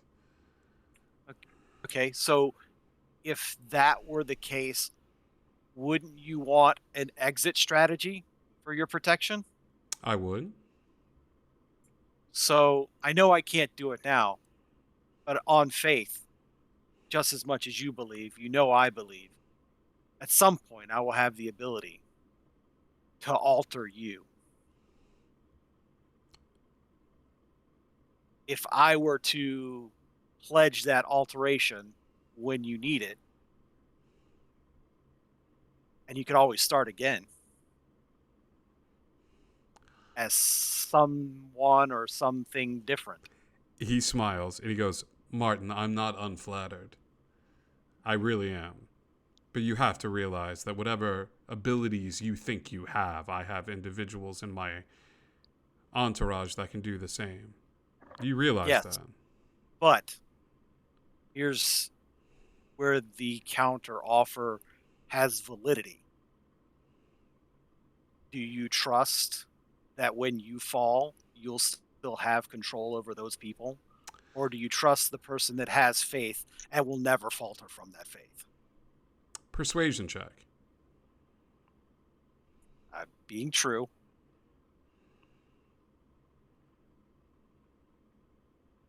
$10.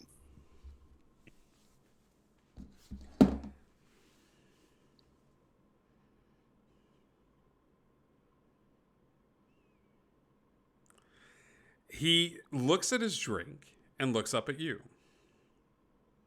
And he goes, okay. Okay. I give you the cup. And I give you my word. When I fall, Martin, this is going to be a little stronger than that. Not that I don't think you're a man of your word. But when I fall, because eventually I will, it is you who will bring me back. Using your power, using your faith in your God. This is what you are giving to me. I forget what it's like. True resurrection, I think is what it's called. or whatever it's called. I better cast it. Yeah. This is what you are offering. No matter how I leave this plane of existence, you will be the one to bring me back. You swear this on your faith. I do. Done. He, without missing a beat, puts the cup down, grabs the cup of whiskey, reaches over towards the cup that's sitting on his desk, looks at it sort of wistfully for a second, picks it up, and extends it towards the party. Like in a cheersing motion or in a we're handing it to you motion? This is the cup, right? This is the cup? chalice that is extending. Yeah, he extends it towards, like, this is yours. You earned it. Okay. Noah reaches Okay, out Noah. and takes hold of it Okay. and says just before taking possession, I get to come back and visit the kids every now and then, right? He smiles and nods. He goes, I would have it no other way. And I accept the cup.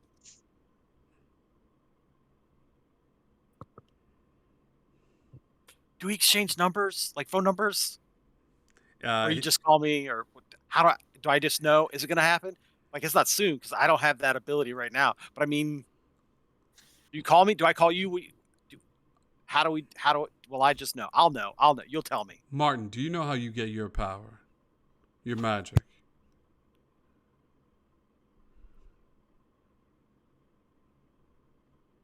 You didn't actually answer, Martin. Oh, yes. Sorry, maybe I pressed the wrong button. Yes. How? Yes, I do. Through my faith. What's a man's faith but his word, Martin? The core of his essence. We don't need to sign anything. We don't need to make this official. You already have. No. I just meant, like, how do you call me? Do I call you? Do we stay in contact? No. Like, I know, like, Martin, somebody will call me. we don't need to play this game. I have faith that when I go, I'm sure you'll already be close by.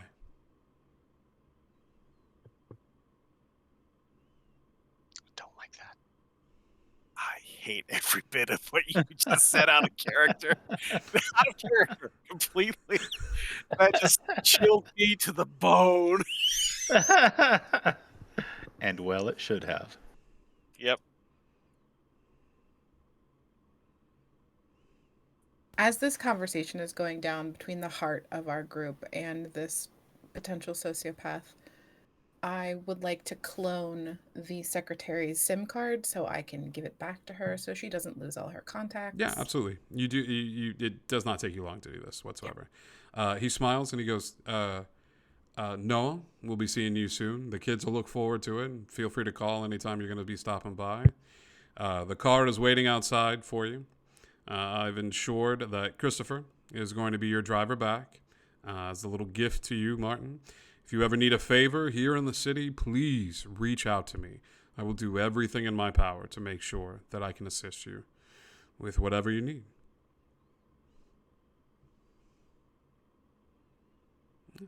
Johnny smiles, and Noah Thank walks you, Johnny. in. Martin walks out. Exo, you head out towards the secretary, and I'll hand her SIM card back. Yeah. Sorry I took your phone. I copied all the stuff on it for you. Oh my God, thank you so much for giving it back.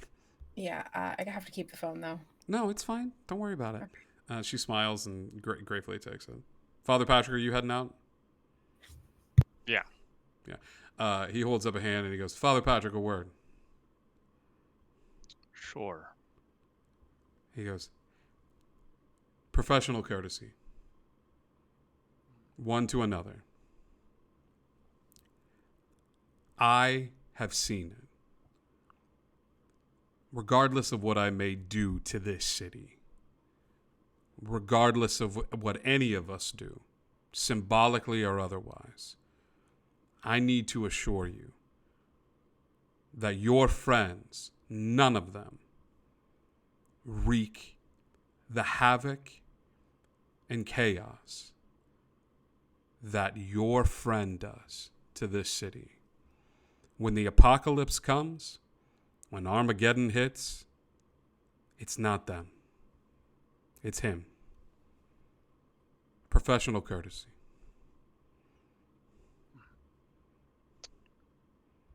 Thank you very much. Have a good day. Peace be with you. And also with you. You begin to walk out of the office. Head over towards the elevator. Ryan is waiting there, kind of typing on his phone as he looks up, and he goes, "How did it go?" Great. Thanks for asking. You got the cup. We got the cup. Congrats, pal. I knew you had it in you.